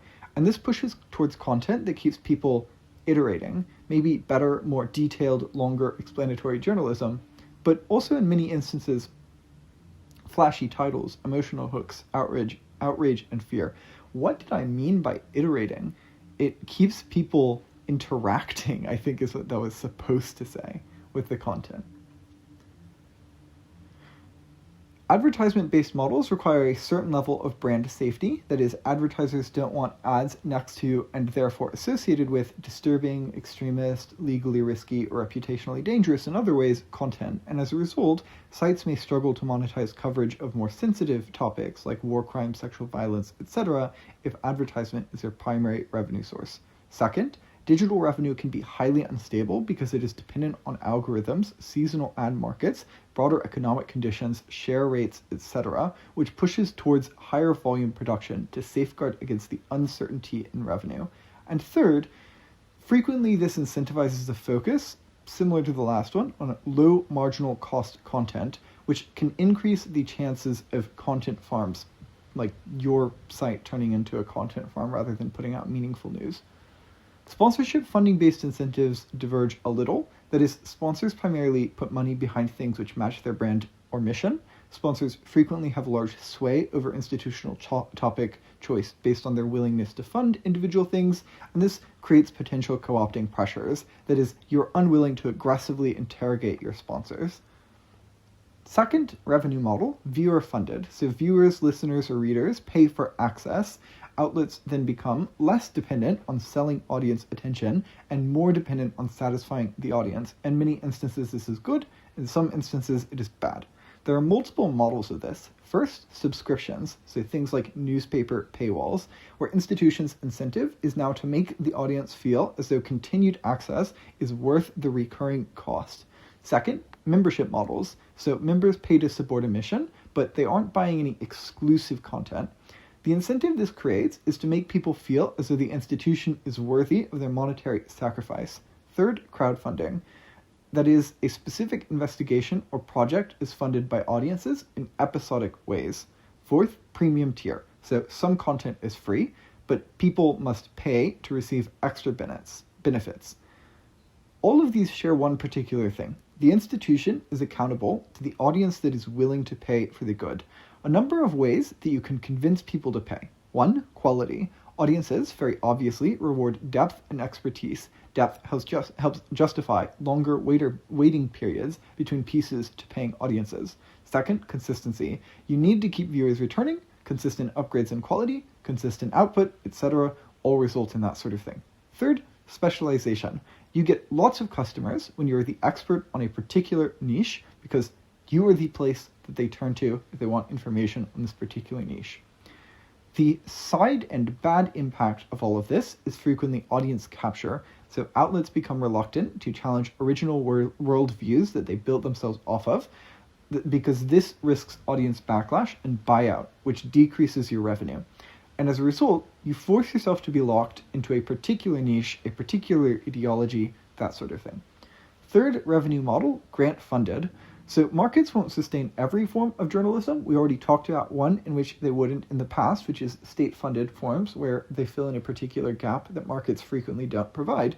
But in instances where there are likely to be clear provisional failures and the state won't fill in, frequently media is funded through grants. So, for example, a foundation, a philanthropic organization, a university, an international NGO, a governmental project in some instances, etc. Much investigative journalism that runs counter to establishment interests gets funded in this way because it is difficult to fund that sort of thing in the first instance.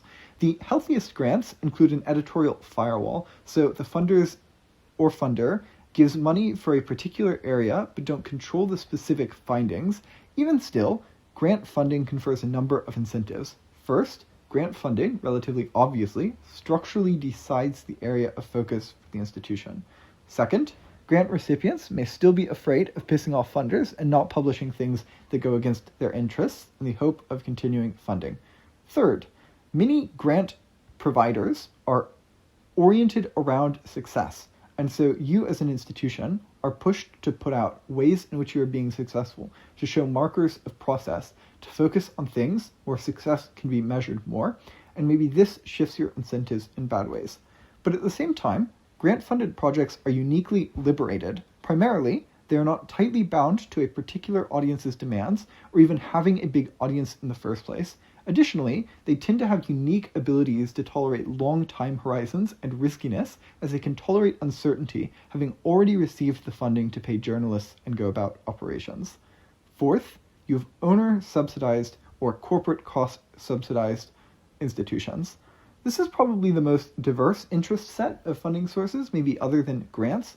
There are a few plausible explanations as to why ultra-wealthy people might be willing to fund news institutions from their personal pockets or other ventures.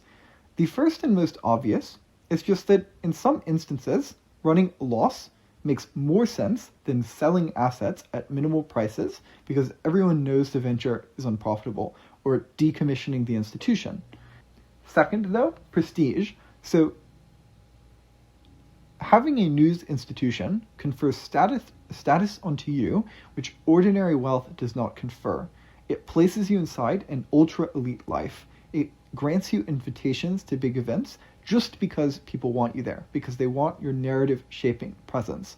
It puts you in close proximity to intellectuals, to politicians, to diplomats, to very, very important figures in society. Third, it grants you political influence. So media institutions shape public discourse, influence the credibility of other figures of power, center or decenter various scandals, etc. Potentially, this gives you the ability to protect yourself from hostile narratives. So, for one, ownership shapes hiring, editorial leadership, institutional culture, etc. So this can be accessed even without micromanaging the institution to your particular wants. But second, frequently ownership of an elite institution, of an elite media institution, silences criticism because politicians, executives, activists, etc. know that you have the capacity to destroy them in the public eye. Fourth, potentially maybe you just legitimately have some amount of ideological commitment to your entity. You believe in your particular media project. Maybe it's religious, maybe it's national, maybe it's economic reasons, etc. But you want to spread the worldview that you have and you believe deeply and are quite passionate about this particular project, even if it runs a loss. Fifth, cross-subsidization. So maybe it is the case that the institution itself makes a loss on paper, but it is valuable as part of the parent company or the private individual as a part of their larger bundle of assets. So, for example, maybe it results in sibling brand exposure having access to a larger audience at lower costs than you would have to pay to advertise with other institutions. If you want to see a related case study of where private capture of media institutions is particularly bad, see the thing on Bulgaria in the supplemental. The final thing I'll mention is that some are state-funded, and we've already talked about this. The risks include state capture, but they can also fill in important niches as mentioned above.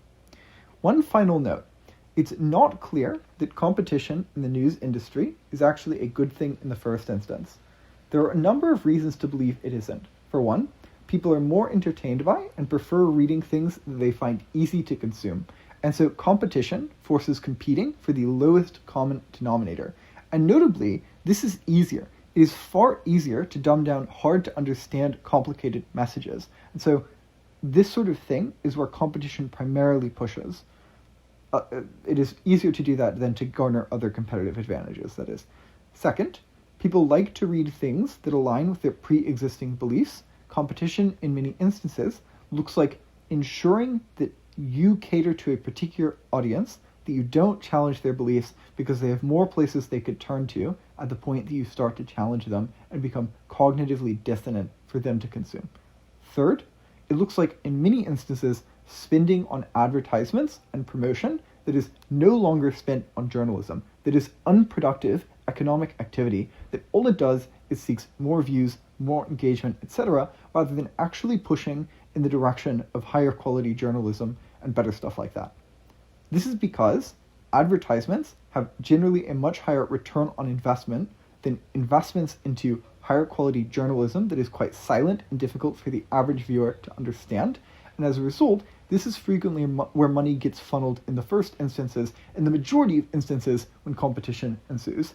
And fourth, it is just the case that revenue gets less stable. So consumers flow between various sources of news, and as a result of competition in the media industry, which is frequently already running along at quite risky rates of revenue stability, you decrease the ability for smaller institutions to function.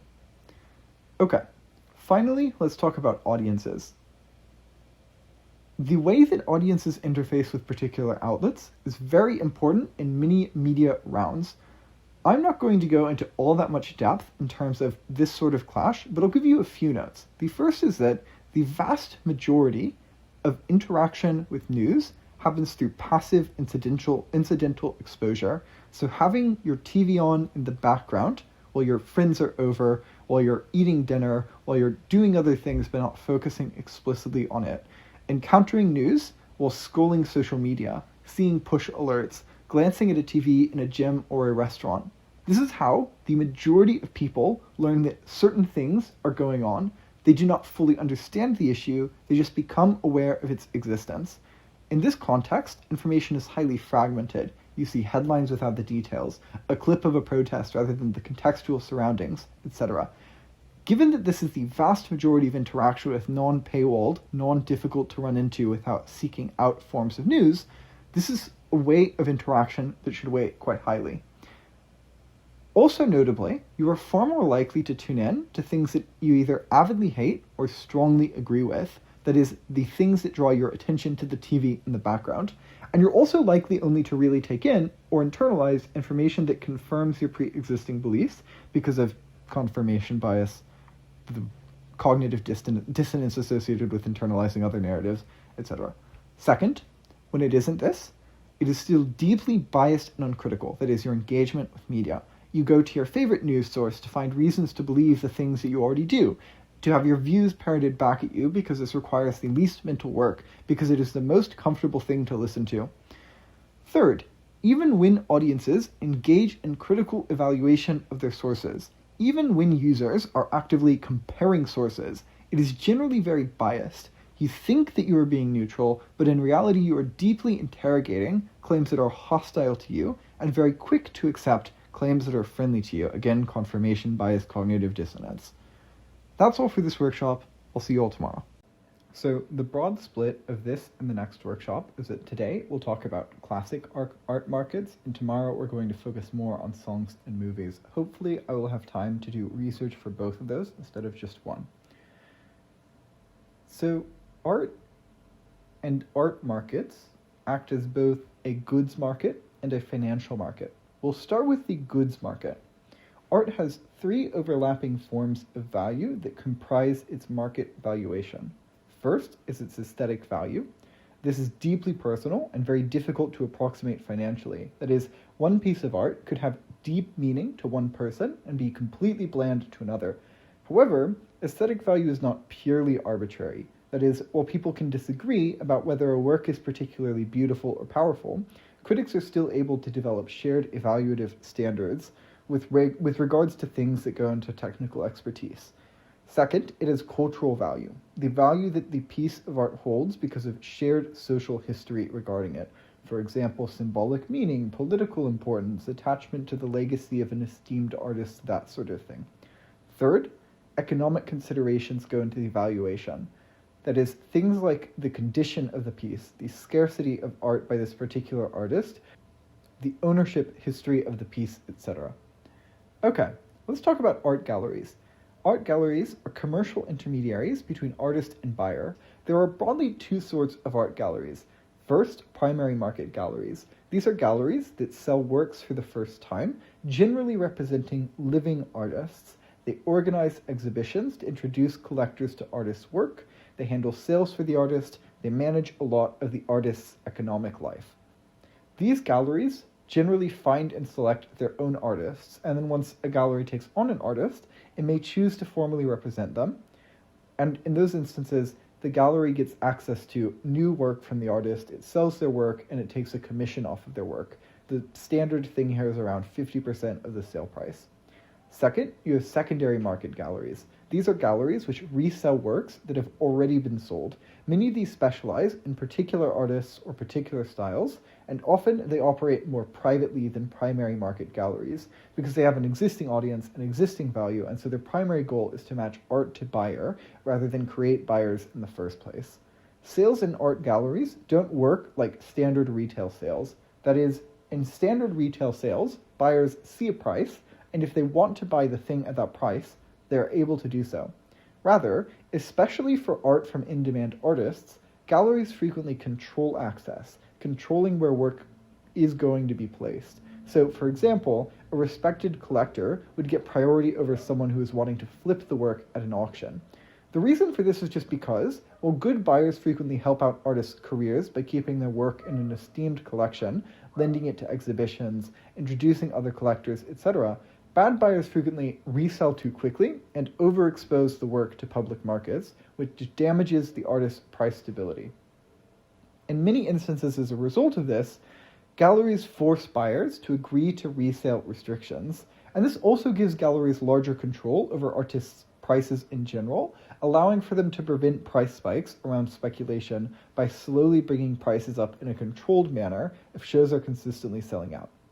The primary mechanism that is used for this, some of it can be legal, but in the majority of instances, it is an agreement with the gallery itself to not flip the piece of art too quickly. And in the instance where someone does do this, they are then blacklisted from the gallery. There's a mild problem here. The mild problem is that individuals who do not expect to buy more art from this gallery, who do not care about their reputation in the art world, are still very willing to flip art. And so maybe in some situations, that particular mechanism doesn't work out all that well. Why might severe price spikes be particularly bad? Suppose that a $15,000 piece all of a sudden sells for $200,000. Immediately, this changes the nature of the artist's consumption base from collectors that expect very slow appreciation over time to investors who want to make a quick buck.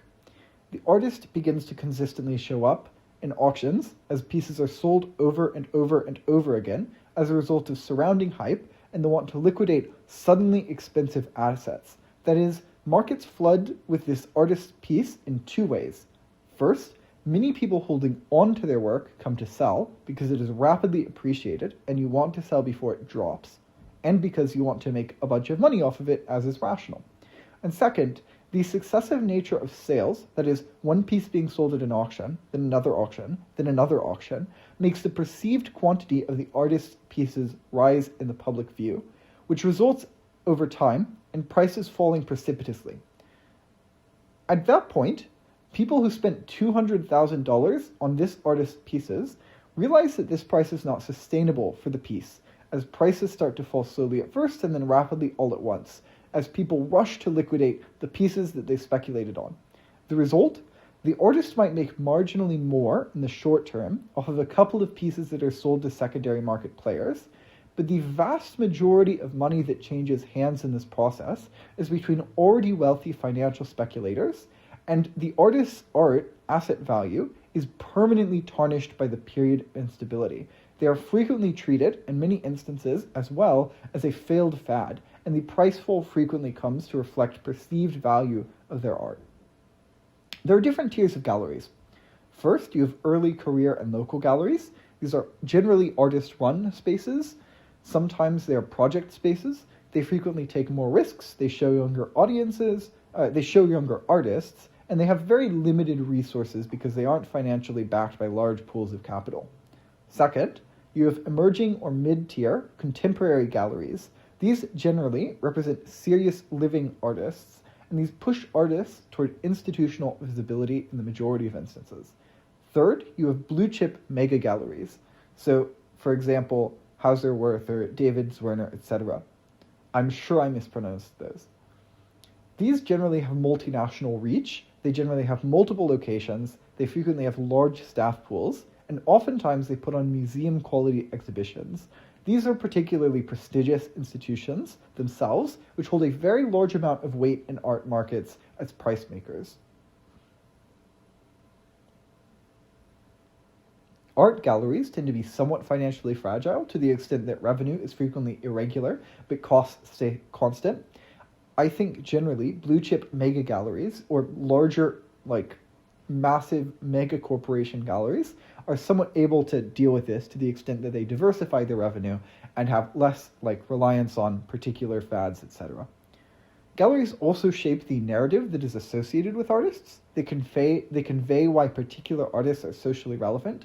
They're, quote, part of a new wave. They expand abstraction in this particular way, etc. Galleries also manage scarcity. So if artists put out too much work, it weakens prices of their art. But if they do too little, then it is difficult for the market that surrounds them to develop. Galleries attempt to balance this. They frequently hold back major works. They frequently release things selectively over time. Finally, since galleries generally operate in long-term relationships with particular artists, they have deep incentives to create long-lasting and durable demand for the artist over many years, which aligns artist and price controllers' incentives in a way that is generally quite positive. Next member of art markets as good markets. Dealers. Dealers are people who buy, sell, place, or advise on artwork prices. Primarily, they function to connect supply with demand. Each piece of art is a one-off, which is unique in its own difficult-to-evaluate ways. Art prices are often kept private. Gallery prices, for example, may not be posted, but rather only findable with inquiry. Auction results are public, but frequently they are very misleading or too far in the past to provide relevant signals because art markets rapidly change. Many deals are made in complete private. Collectors don't price their art. Quality between two pieces by even the same artist is extremely difficult to evaluate without a highly technically keen eye. This creates a market for information itself on pricing. Dealers thrive on this. In many instances, their most important assets are information. Good dealers, the ones that last the longest, have an eye on as many informational sources as possible. That is, which collectors are quietly selling, which artists have museum shows coming, etc. Second, dealers also provide market liquidity. So if a collector wants to sell a particular painting, it may be very difficult to find a buyer personally. Dealers can find a buyer. They can structure the sale, they can advise on pricing, and in some instances buy the work outright. providing liquidity for very illiquid markets. Dealers make money in various ways. Some of them aim to buy work outright, wait till the work appreciates, and sell it for a premium. Some primarily function on commission, so you connect seller and buyer and then take a percentage of the sale as a fee. In some instances, sellers set a base price and dealers, so for example, I want $500,000 net, and the dealer then gets to take extra earnings if they find a buyer who is willing to pay more than that. Some operate under consignment models, wherein a collector consigns work to a dealer. That is, the dealer has permission to sell the piece but does not own the piece. And then if the dealer sells it, they take the agreed upon commission. Dealers also frequently make money through advisory fees, placement fees, or other smaller, non-sale-based services as well. Third entity, auction houses. Auction houses are art market intermediaries which sell works through competitive bidding processes.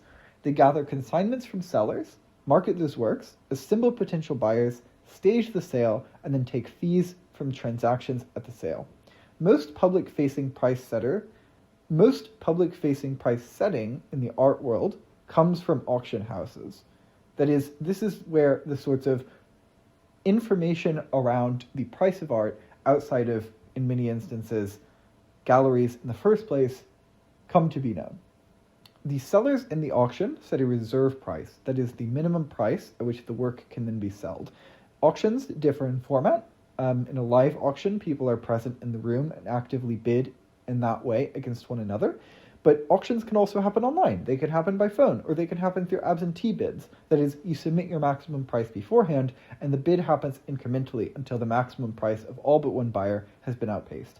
Auction pricing is important because prices that pieces are sold at auction shape markets through comparables. That is, once a work is sold publicly, the price is now evident for future pricing. Things failing to sell or selling towards the bottom of the auction house's range indicate market weakness around particular artists. Auction houses also frequently act as dealers and broker private sales, taking advantage of their economies of scope that they generate when they create connections with many different collectors who attend their public auctions. Fourth entity, critics. Critics act as critical gatekeepers of artistic renown. They act as primary determinants in which pieces of art are shaped into the cultural canon, whether or not a particular piece of art is considered serious, considered important, or considered innovative. They also play an important role in attention allocation. There are far more artists than anyone can follow. Most art, as a result of that, is received by silence. That is, if critics don't write about a particular artist, and therefore bring them into wider art world debates, artists almost inevitably will remain invisible outside of their immediate network.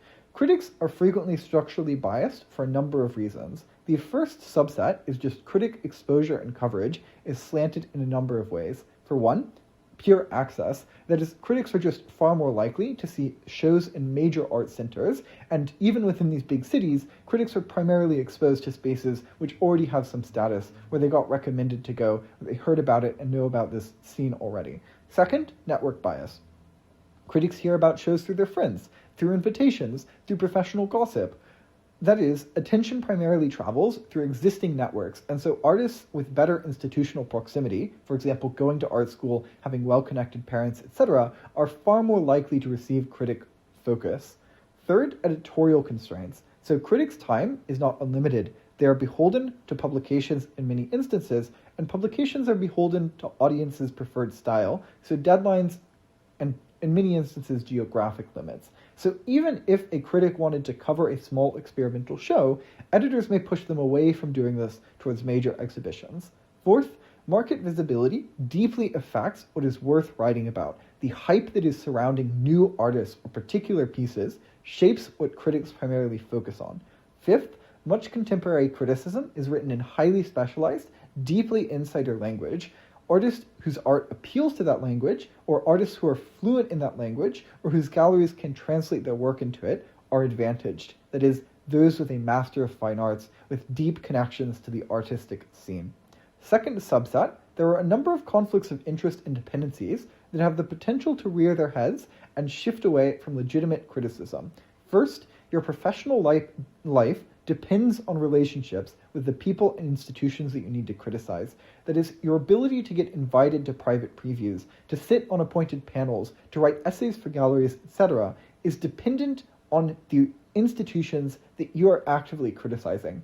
Second, art criticism is generally not highly paid or consistent in income, and so the vast majority of critics do not survive exclusively on independent reviewing. Rather, they teach, they consult for collections. In some instances, they are artists themselves, which means that your income and status often come from the same art world network that you are supposed to evaluate. Third, in many contexts, take for example, museums hiring a critic to write a piece for a particular exhibition, you are just explicitly being paid directly by the institution that you're analyzing, and very obviously in those instances there is an expectation for you to have a positive view of the art.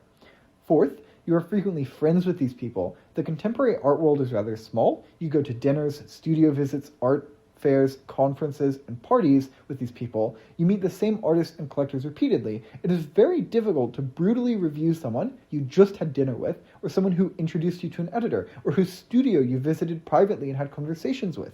Fifth, many critics want to curate shows someday, or to work for a particular museum, a particular art school, etc. But if you review them poorly, you fear that you lose access to this sort of thing. Or that reviewing poorly a particular institution that is connected leads to that sort of thing as well. Sixth, unconscious favoritism. That is, you find more depth in work that you've been exposed to multiple times, that you've had conversations with others of how to interpret, or very simply, if you've had enlightening conversations with the artist who produced it, you're going to be more charitable to these works. You're going to have a deeper understanding of their perspective in creating the art that shapes your criticism. Okay. That's all on critics. Let's talk about collectors. Collectors buy art for many reasons. One, which we'll talk about later, is financial purposes. Second, though, aesthetic pleasure. You want to look at the piece every day. You enjoy the color, the composition, its beauty, maybe its ugliness, or just its general atmosphere. You want to live with the art, to hang it in your office, or maybe even your private museum because it changes the experience of the room that it's in. Third, maybe emotional attachment. Some work invokes deep emotional feelings, grief, cherished memories, childhood, religiosity, the sublime. Works frequently speak to you on a rather individual level and create deep emotional attachments to themselves at first glance or at repeated glances at it. Fourth, identity construction. That is, buying artwork for conspicuous consumption purposes. What it is that it says about you politically, generationally, subculturally, etc., using your collection as a sort of idealized self-portrait. Fifth, status. Similarly conspicuous, but buying blue-chip art, for example, signals extreme levels of wealth and institutional access. Sixth, patronage. You want to support an artist directly, maybe they mirror you in some way, or just put out work which you deeply identify with. You take pride in the fact that your contributions enable this art to exist. There are many other incentives that exist as well, of course, to buy art. Collectors, very obviously, affect pricing, but they also affect artists' careers through placement. That is, having works in an esteemed collection increases the artist's reputation. Taste is frequently cascading for these actors. If high-status collectors begin buying a particular artist, others frequently follow because they see it as a sign of a high-status taste. Collectors also directly influence museums because many of them sit on boards. They sponsor exhibitions because the art world has only a certain amount of actors that are willing to spend absurd amounts of money on this sort of thing, or they just donate to or lend pieces to museums. Okay, let's then talk about museums. The first thing to note about museums is acquisition. So acquisition is the process through which museums add objects to their permanent collections. This can take various forms. It can be buying works, it can be accepting gifted pieces, or sometimes even commissioning new original work. Pieces are acquired specifically to fit a museum's mission or to strengthen existing collections. Acquiring new pieces is a fairly big deal. When a museum acquires a painting, for example, it also takes on the unique costs that are associated with conservation, with storage, and storage has particularly high overhead because museum storage is designed around intense risk control. That is, you need to prevent temperature, humidity, light fluctuations. You need to prevent water leaks. Fire is an existential threat. Vibration harms these pieces of art. Theft is something you have to worry about. And there are many, many more things that you have to safeguard against in storage. Additionally, insurance is often quite expensive, and there are many other bits of overhead that exist as well when you take on a new piece. You also have to do a decent amount of work in the lead up to acquisition. So, for example, you have to do provenance search. I don't know if I pronounced that right. I've only ever seen it written down. That is, Research into the ownership history of the acquired thing, whether the seller or donor actually does legitimately have legal title, whether, for example, the item is subject to restitution claims, that sort of thing. You also have to do authenticity reviews, which frequently require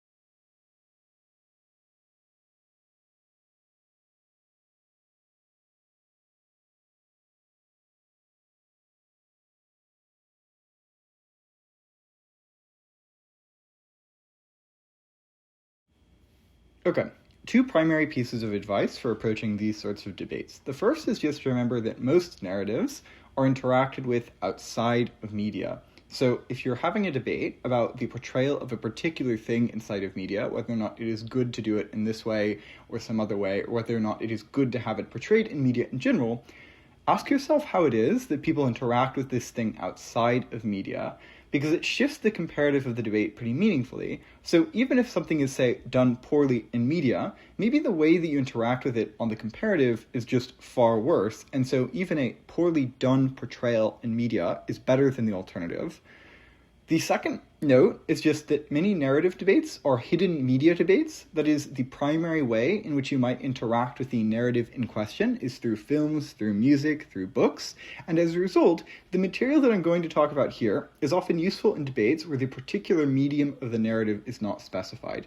So, for example, the motion, "This House opposes the glorification of grit in narratives of success," is probably something that primarily shows up in books and in movies, and to that extent, I think you can say certain things about the industry through which it is portrayed, certain tendencies that they might have, that affect the debate in instances in which it isn't clear necessarily where the narrative itself comes from. Very obviously, though, you have to explain why the narrative is particularly emphasized in the industry that you want to draw on in those instances. Okay, first then, films. What does the industry structure of films look like? At the top level, the film industry is divided between major studio filmmaking, independent filmmaking, and streaming or platform filmmaking. So let's first talk about the major studio model. Large companies such as Disney, Warner Bros., Universal, Paramount, etc. develop or acquire projects, then finance, supervise, and distribute those projects. Major studios have a very obvious capital advantage over other entities, and this is very important in filmmaking because high-budget filmmaking has very, very large upfront costs, that is, star salaries, star director fees, extensive sets and visual effects, large crews, etc. All of these expenses occur far in advance of revenue. That is, you frequently spend years paying writers, producers, executives, right holders, etc. before the film is even greenlit in the first place. Then, once the film is greenlit, you spend heavily on production, actors, sets, visual effects, safety compliance, music, etc. And then you have to spend, again, heavily on marketing. And all of this happens before you know whether or not audiences will even show up to watch the movie. So there are high levels of uncertainty that make it extremely difficult for film studios to borrow at decent rates by themselves, which means that corporate backing is particularly important. So companies like Disney, which have film studios as a part of a larger ecosystem, can collateralize risk spread throughout their ecosystem, making more credible repayment promises, and also making it so that you can absorb failure in the instance in which it occurs. Additionally, projects within one film studio take a very long time to be produced, and since revenue per product is so variable and unpredictable, risk pooling is particularly necessary. Even though you can have multiple projects going on at once, your rate of putting movies into the broader ecosphere is rather slow and not that frequent. And so, as a result, risk pooling is particularly necessary in this instance. Risk pooling also increases individual studios' ability to take on riskier ventures that could flop, but could also make record-breaking appearances. Major studios also benefit from marketing economies of scale. So movies exist in an attention economy, and that is, they're competing with one another for global audiences. Studios with access to institutional marketing departments, to wide data analysis teams, to international offices, and to cross-promotional channels fare far better. So, for example, Disney can promote a film through ABC, ESPN, Disney+, Hulu, etc. Major studios also have the capital and pre-existing audience to make brands with important IP willing to do deals with them, IP being intellectual property. So, for example, Marvel. The reason for this is that you don't want to hand over exclusive intellectual property rights, exclusive filmmaking rights regarding your IP, to a company that you aren't sure will do your universe justice, get it to a wider audience, etc. Most major studios have development departments, which are filled with executives that are constantly searching for material, rights that could be acquired, that sort of thing. Thousands of pitches and packages exist at any given time, and only a few of those actually get moved towards production. Another note is just that franchises are particularly important assets of these companies. So franchises can be built by successful movies, for example, Avatar, but they also in many instances come from pre-existing intellectual property. So for example, Marvel, DC, Harry Potter, Lord of the Rings, etc. The ones that come from existing intellectual property are primarily only accessible by particularly big firms, as mentioned, because these are the only ones that can access that property in the first place. Franchises reduce the associated risks of production. That is, you have a basis for what you know the returns at minimum will look like for this film based on the worst performers of the franchise. Marketing doesn't have to convince global audiences that the movie's premise is worth tuning into, as it's already associated with a world with broad public buy-in. Writers don't have to reinvent the world from scratch. As a result, franchises are valuable assets in themselves. That is, if you buy the IP to produce films in a particular universe, and you create a compounding cycle of installment to audience attention, to brand reinforcement, to revenue, to future installment, to more attention, etc., you grow the value of the IP that you hold. The capacity to engage in long-term IP exploitation acts as a unique competitive advantage of its own, justifying more upfront spending on a particular product under the expectation that revenue rates will be boosted by its contribution to the franchise ecosystem it operates in. So, for example, at the point that you make the first Hulk movie, now you can sell Hulk plushies long into the future. Competitive advantages also exist outside of the ones that have already been mentioned. So for one, you have reputational buy-in. Similar to franchise-based buy-in, particular studios, for example, DreamWorks, have broad buy-in as a result of their reputation for creating high-quality movies. Disney, for example, for the mere fact that they are Disney, knows that they'll get a large audience on any new animated film, and putting out one of those is just far less of a risk. It will gross a base amount, for sure. Second, institutional memory. So major studios have large amounts of data on past successes and failures. While it is true that audience reception is difficult to predict, it isn't impossible to predict, and large sums of data help with designing advertisements and products in general to reach a broader audience and to not flop like previous case studies have flopped. Third, major studios have leverage over theaters to the extent that they provide theaters with the guaranteed blockbusters that theaters need to survive. That is, theaters know that they aren't taking on a risk with movies from major studios, or at least not as much of a risk, and so they are much more willing to place their films in showings. Fourth, library value. So major studios own decades of films and television content, which generate recurring revenue over time through licensing, anniversary re-releases, remasters, etc. Fifth, talent pools. Major studios build repertoire with star actors, star directors, star writers, star composers, star cinematographers, and star editors, etc.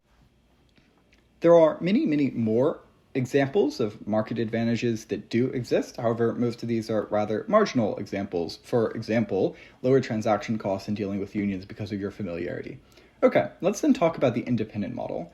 Most often, while major studios tend to primarily finance a project up front, an independent producer or production company develops the project first and then tries to assemble financing for it. Since independent films lack credibility, they cannot really just raise money off of a script, and so as a result, they package the script with something like a recognizable actor, a known cinematographer, I cannot say that word, or a respected director, which signals to financiers that the project could credibly return monetarily. Many indie films rely extensively on private equity for portions of financing, as well as a large number of other lenders. I'm just flagging this now because it means that when we talk about private equity later in the program, it's going to be relevant. Some 80% of releases are indie films, yet the portion of revenue that is drawn in by them pales in comparison to major studio revenue. Alright. The final model is the streaming or platform model. So companies like Netflix commission, acquire, finance, and release films as part of a broader content ecosystem to drive independent benefits associated with their platforms that aren't accessible via other platforms. This is primarily done to maintain retentions and get signups. So there is a really high value on prestige, for example, a drama which wins awards, and filling niches. So for example, an international film which strengthens a regional market. There's also, however, an emphasis on volume to the extent that you want people to stay on the platform, because streaming platforms need libraries which constantly feel refreshed. And so frequently these are the highest quality, or some of the highest quality, and some of the worst quality films that come out, or that people are exposed to. Okay, second thing to talk about then, awards. Awards are primarily prestige mechanisms. Awards like the Oscars dictate what makes its way into the cultural canon, and they frequently cause long-lasting revenue returns. In fact, even being considered for a prestigious award, or an award in general, is generally quite revenue boosting. The reason for this is just because people want to understand why it was considered for the award in the first place, and so they go and watch the film. But awards aren't limited to the Oscars. Festival, genre-specific, or critic awards are frequently far more accessible for meaningful low-budget indie films, and these awards drive attention and act frequently as career accelerators. Because realize that you are taking on a risk when you watch an indie film. You could be wasting the next 2.5 hours of your life, and it is far easier to take on that risk when the film that you're going to watch has a quality guarantee, in this instance, an award. Third thing to talk about are actors. It is structurally quite difficult for a new, unconnected actor to break through. A few reasons for this. First, the barrier to entry for attempting an acting career is relatively low, and the acting life is particularly glorified, but the demand for the job is really quite minimal. So as a result, mere competence doesn't just guarantee you a job like it does in many industries. Second, because of the intense levels of oversupply, casters can be very risk-averse in casting, so they are pushed towards known actors who have a track record of, at the very least, even if they aren't big names, say, not causing legal issues on set or being able to deliver under pressure. Third, when you do take risks, you hire through trust. So, for example, a certain agent's recommendation, a manager's recommendation, etc. People who you have developed connections with already. And so getting positions is highly network-driven, which is inaccessible for people who haven't, say, gone through school prior to this or have familial connections. This is why, for example, nepotism is such a major problem inside of the industry and consistently rears its head. Because of the oversupply of many of these positions, unions are particularly important to prevent downward pressure on wages. So SAG-AFTRA represents performers, the Writers Guild of America East and the Writers Guild of America West represent writers, and most individual jobs inside of the film industry have unions backing them. Film industry unions are particularly powerful because film production is unusually vulnerable to labor disruption. That is, if one essential category of labor stops working, the production stalls in its entirety. Yet background prices are still being paid, sets are still rented, crews are on time, that sort of thing. Why does film production generally centralize in one particular geographic area, say Hollywood or Bollywood? The primary reason for this is just economies of agglomeration. So once a place has considerable film activity, more film activity finds it economically advantageous to locate there. Institutions sprout up that reduce transaction costs for later productions, for example, schools, casting networks, post-production facilities, existing standardized financing systems, that sort of thing. This is sort of stock. Films are uniquely subject to economies of agglomeration for a few reasons. First, specialized labor pooling. That is, film productions require a considerable pool of highly specific talent, but only temporarily, and in many instances irregularly. So, for example, a stunt coordinator works 2 weeks now, has a break, and then works 2 more weeks in the future. If that pool of talent is scattered across the country, then hiring is more expensive and slow. And on the flip side, having one place where lots of film activity occurs acts as an incentive for specialized laborers to stay there, even in an economy of intermittent gigs, because you can work one movie this week, another the next week, and you don't need to travel across the country to do so. Second, film production frequently needs time-sensitive specialized infrastructure. So, for example, if a light rig isn't available on a particular day, production has to be moved back in its entirety. But vendor infrastructure can only exist if there are constant projects to sell their products to. So these two things compound as well. Third, networking effects compound and encourage people to enter these specific geographies if they're aiming for a career in film, for example.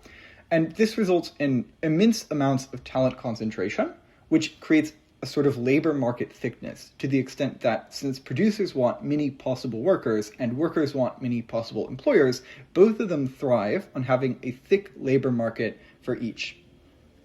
And so that compounds over time. Okay, finally, let's talk about the done well or done poorly clash. In this context, it is primarily about nuance and representation. I'm not going to give you any specific analysis here, but the things to think about are how various portions of the surrounding context of film creation affects the process. So, for example, audiences, maybe some are alienated by unnuanced portrayals, maybe some are alienated by nuanced portrayals. How do you weigh these up? Which is more likely? Which is the ones that you are primarily trying to cater to? Which are the ones that are most likely to pay, for example? Writers, maybe it feels better or sells better to write a nuanced character, but maybe alternatively it sells better to write a flat character because you don't have to put as much work into thinking of the background. So in many instances, one of these incentives trumps the other incentive. What is the context? Does it encourage one or the other? For actors, probably you have a strong incentive to add nuance to their characters. For financiers, nuance takes time, but if you believe that it will sell better, you probably encourage it. For cinematographers, you might be able to create nuance through choices around cinematography, but do they have the incentive to do so? Does the particular thing being portrayed have a high capacity for nuance? Nuance is necessarily limited by the limited screen time that you get to tell a whole story. How much weight do each of these pressures have on the creation of the art in the first place? How do people interact with it normally? Is it unnuanced or nuanced? And therefore, how are they primed to interact with it on screen? Again, if they interact with it unnuancedly, then maybe an unnuanced, comparatively more nuanced depiction is still better than the alternative. And maybe an unnuanced depiction of something is still good, even if it is worse than the alternative, because it drives attention around this thing and sparks necessary conversations that are nuanced themselves and wouldn't otherwise happen. Okay, second, the music industry. First, on the creation of music. For an independent artist or group, creation generally begins with the artist themselves. At the top, however, for big pop stars, creation is much more organized.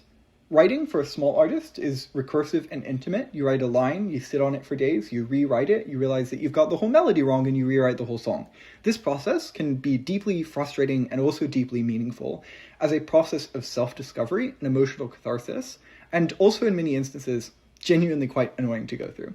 By contrast, a well-known pop artist probably has a much more industrialized creation process.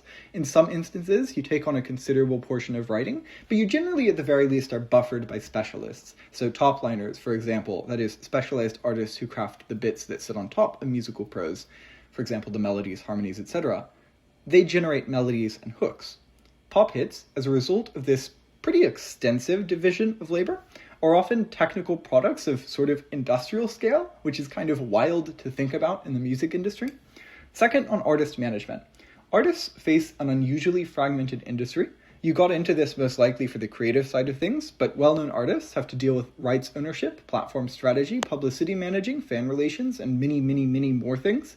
Many artists just don't have the want to do all of the requirements of revenue tracking. And even when you do want to do this, it takes a certain level of technical expertise. You're interfacing with fragmented revenue streams amongst very opaque platforms. It is legitimately quite difficult to track what your income should be and to make sure that you receive reasonable compensation. So much so that there have been a number of major scandals around this specifically. The fact that every song involves rights, so for example, who owns the master, who owns the composition, who has sample clearance obligations, who collects performance royalties, etc., this deeply complicates things. Additionally, if artists make bad decisions early, it can lock them into minimal revenue shares of their own works.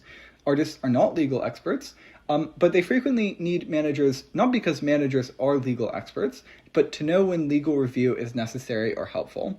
Two other psychological factors that make managers useful. First, it is legitimately difficult to get yourself to work in long-term trajectories, to see your life and your career as something leading to something in the future rather than sort of like your idealized version of that. Managers help artists by thinking in realistic arcs rather than in the immediate term. Without management, artists often make isolated moves that don't really consider future plans to the full extent that they should be considered career-wise. Second, artists are emotionally and creatively quite close to their work. This makes business decisions harder. So, for example, artists probably overvalue a song because it is personally meaningful to them. Managers, rather obviously, comparatively have emotional distance and can make more profit-oriented decisions. But managers can also be dangerous. They enter early in a career and frequently gain enormous influence over the artist before the artist actually understands the industry. They sign away a large number of things to them. Bad managers because of the difficulty of achieving accurate records of what you should be getting paid, frequently can get away with taking excessive commission from artists. Third, on record labels. There are three major label groups: Universal Music Group, Sony Music Entertainment, and Warner Music Group. Labels own the master recording of the song, that is, the specific recorded to face public audiences generally version of the song. And in exchange for this, they finance you. Your recording, your mastering, your promotion, your tour support, etc. Labels take on many artists to diversify their revenue stream, so even if 7 artists fail and 1 blows up, and you spend the same amount of money on each of them, well, you've made money because all of the failures aren't intense failures. They're probably like 50 to 70% of your money back, and the person who blew up all of a sudden gives you, 500% returns. Labels accumulate large catalogs, which gives them leverage for things like visibility, data access, and other strategic partnerships with like Spotify and streaming platforms and output services. Labels also police unauthorized use for artists, for example, Twitch, TikTok, AI training, etc. I say for artists, but really it's for themselves because they want to make money off of all of the instances in which a song is being used. Additionally, the music industry is just relationship-driven, and labels have deep pools of connections, which make it extensively difficult as an artist to not go through them, even if you technically could do so now. There historically used to be more than 3 major label groups, but they've consolidated over decades through mergers, acquisitions, and crises. Why? Because the industry suffers from strong economies of scale in a number of ways. The first is just physically. The same global infrastructure can be used across many artists, so a bigger label can spread fixed costs as a result of this across more artists and more catalog. Second, diversification. Most economies where revenue streams are inconsistent have some level of economies of scale to the extent that a larger entity, which receives multiple variable inconsistent revenue streams, has a more smooth and predictable revenue stream. Third, music is a catalog business, so that is, owning large catalogs is a competitive advantage itself because it gives you bargaining power. So if Spotify lacked Universal, Sony, or Warner's catalogs, the service would be much less appealing, which means that accumulation gives you better future revenue streams, giving older and larger players a natural advantage. Fourth, the industry went through a severe crisis after piracy and the collapse of the CD market, and consolidation in that instance was a survival strategy. Physical retail at the time was weakening, which was previously a major income source, and this is one reason why regulators allowed a number of mergers in the first instance, because it was seen as something that was necessary to survive as an industry, rather than anti-competitive. Okay, let's then talk about streaming platforms. Streaming platforms aggregate a large sum of music in one place for the user's convenience. Generally, they do not own most of the music that is on their platform. Rather, they license music primarily from labels. I think at this point, you might be starting to see why artists get such a minuscule portion of revenue that might rightfully seem as theirs. Streaming platforms take a large share, labels take a share of what's remaining, managers take a share of what's remaining after that, and then artists are left with the fraction of a fraction of a fraction remaining. Platforms collect money from subscriptions and ads. They then keep a percentage and pay the remaining pool to rights holders according to streams and licensing terms. Most major platforms use a payout model where the total royalty pool is divided based on each rights holder's share of total streams, which means that your subscription fee isn't going to the artists you listen to, but rather being redistributed globally. And this very obviously favors superstar artists. Streaming platforms hold high levels of control over your discovery of music. There are 3 sorts of discovery on these sorts of platforms. The first is user-directed, so you search for a specific thing. This is obviously less platform controlled, but you need prior exposure via a recommendation or some other mechanism. Second, there is editorial directed. Platforms contain curated playlists which are curated specifically, genre playlists for example. These playlists frequently get extreme visibility, and so getting placed on a major playlist can be a career trajectory changing event, but this means that connections are particularly important because connections are what get you placed on those things in many instances. Third, algorithmic discovery. That is, the platform recommends music based on your listening behavior and its digital understanding of your tendencies. algorithms optimize frequently for engagement and minimal royalties, which unfortunately makes them quite bad for discovery, because putting in riskier songs on the fringes of your known music taste is less likely to keep people on the platform than recommending algorithmically songs that you've already interacted with that the platform knows will keep you listening and engaged. The songs that you haven't clicked off of in the past, for example. Streaming platforms centralize analytics, both for audiences who generally enjoy seeing this sort of thing, and sure, that's a nice thing about Spotify, but more importantly for artists. That is, you can see your listener geography, your demographics, your playlist sources, etc., which helps tailor artists' careers. Okay, let's talk a little bit more about discovery, because discovery used to be fairly linear. So you get signed by a label, a radio plays your single, magazines review it, and because your name is closely attached, for example, it's announced before it's played on the radio, you gain durable fans as a result.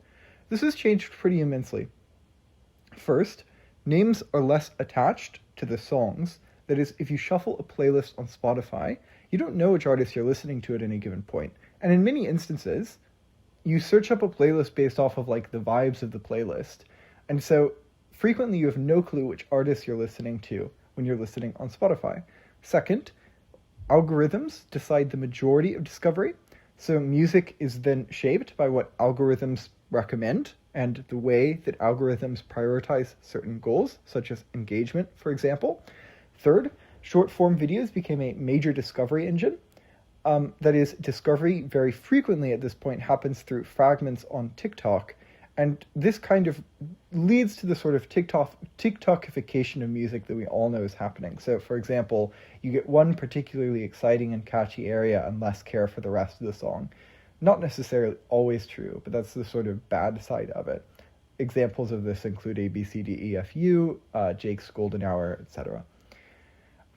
And fourth, in a more interesting shift, fans now take part in the circulation of music. So they make edits to a particular song, they do covers, they do reaction videos. And these things give smaller artists an opening, because if a niche adopts a song, it travels far beyond the artist's initial reach without necessarily relying on connections or other stratifying things that are difficult to have. Fifth, it is far easier to discover old music because it no longer requires reissues or radio airtime. There are, of course, a number of ways that artists make profits outside of their music being listened to. So, for example, merchandise. Frequently, $40 that is spent on a shirt is higher in single consumption value to an artist than listening to a song even 100 times in a row.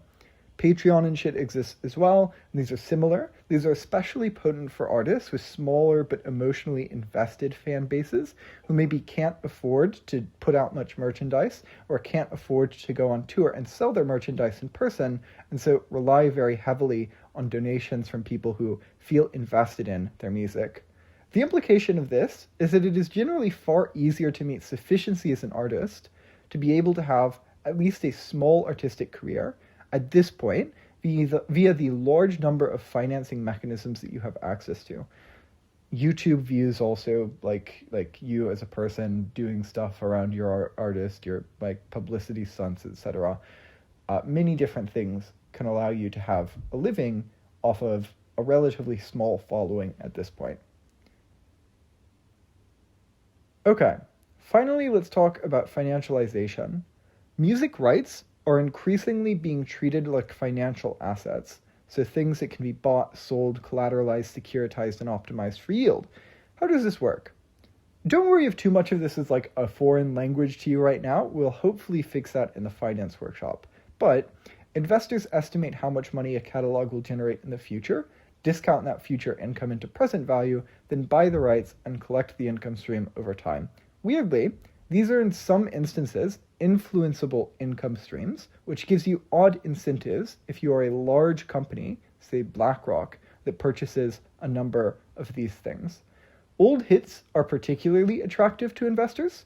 The reason for this is because they've survived the test of time and therefore hold predictable long-term income. And notably, this financialization affects artists quite differently depending on where they are in their career. So if you are, for example, an up-and-coming artist, it may make very little sense to sell off the royalties that would be collected from a particular new song, because you don't know how large the pool is going to be that you would get as a result of that over time. If you're an older artist, most of your music career is behind you, for example, it can be very rational to sell your catalog of songs, because it means that instead of waiting for royalties to accrue over decades in a rather uncertain manner, you receive a large upfront payment. And this can obviously be quite good for someone who's like towards the later years in their life. Okay, that's all for this workshop. I'll catch you all again next week.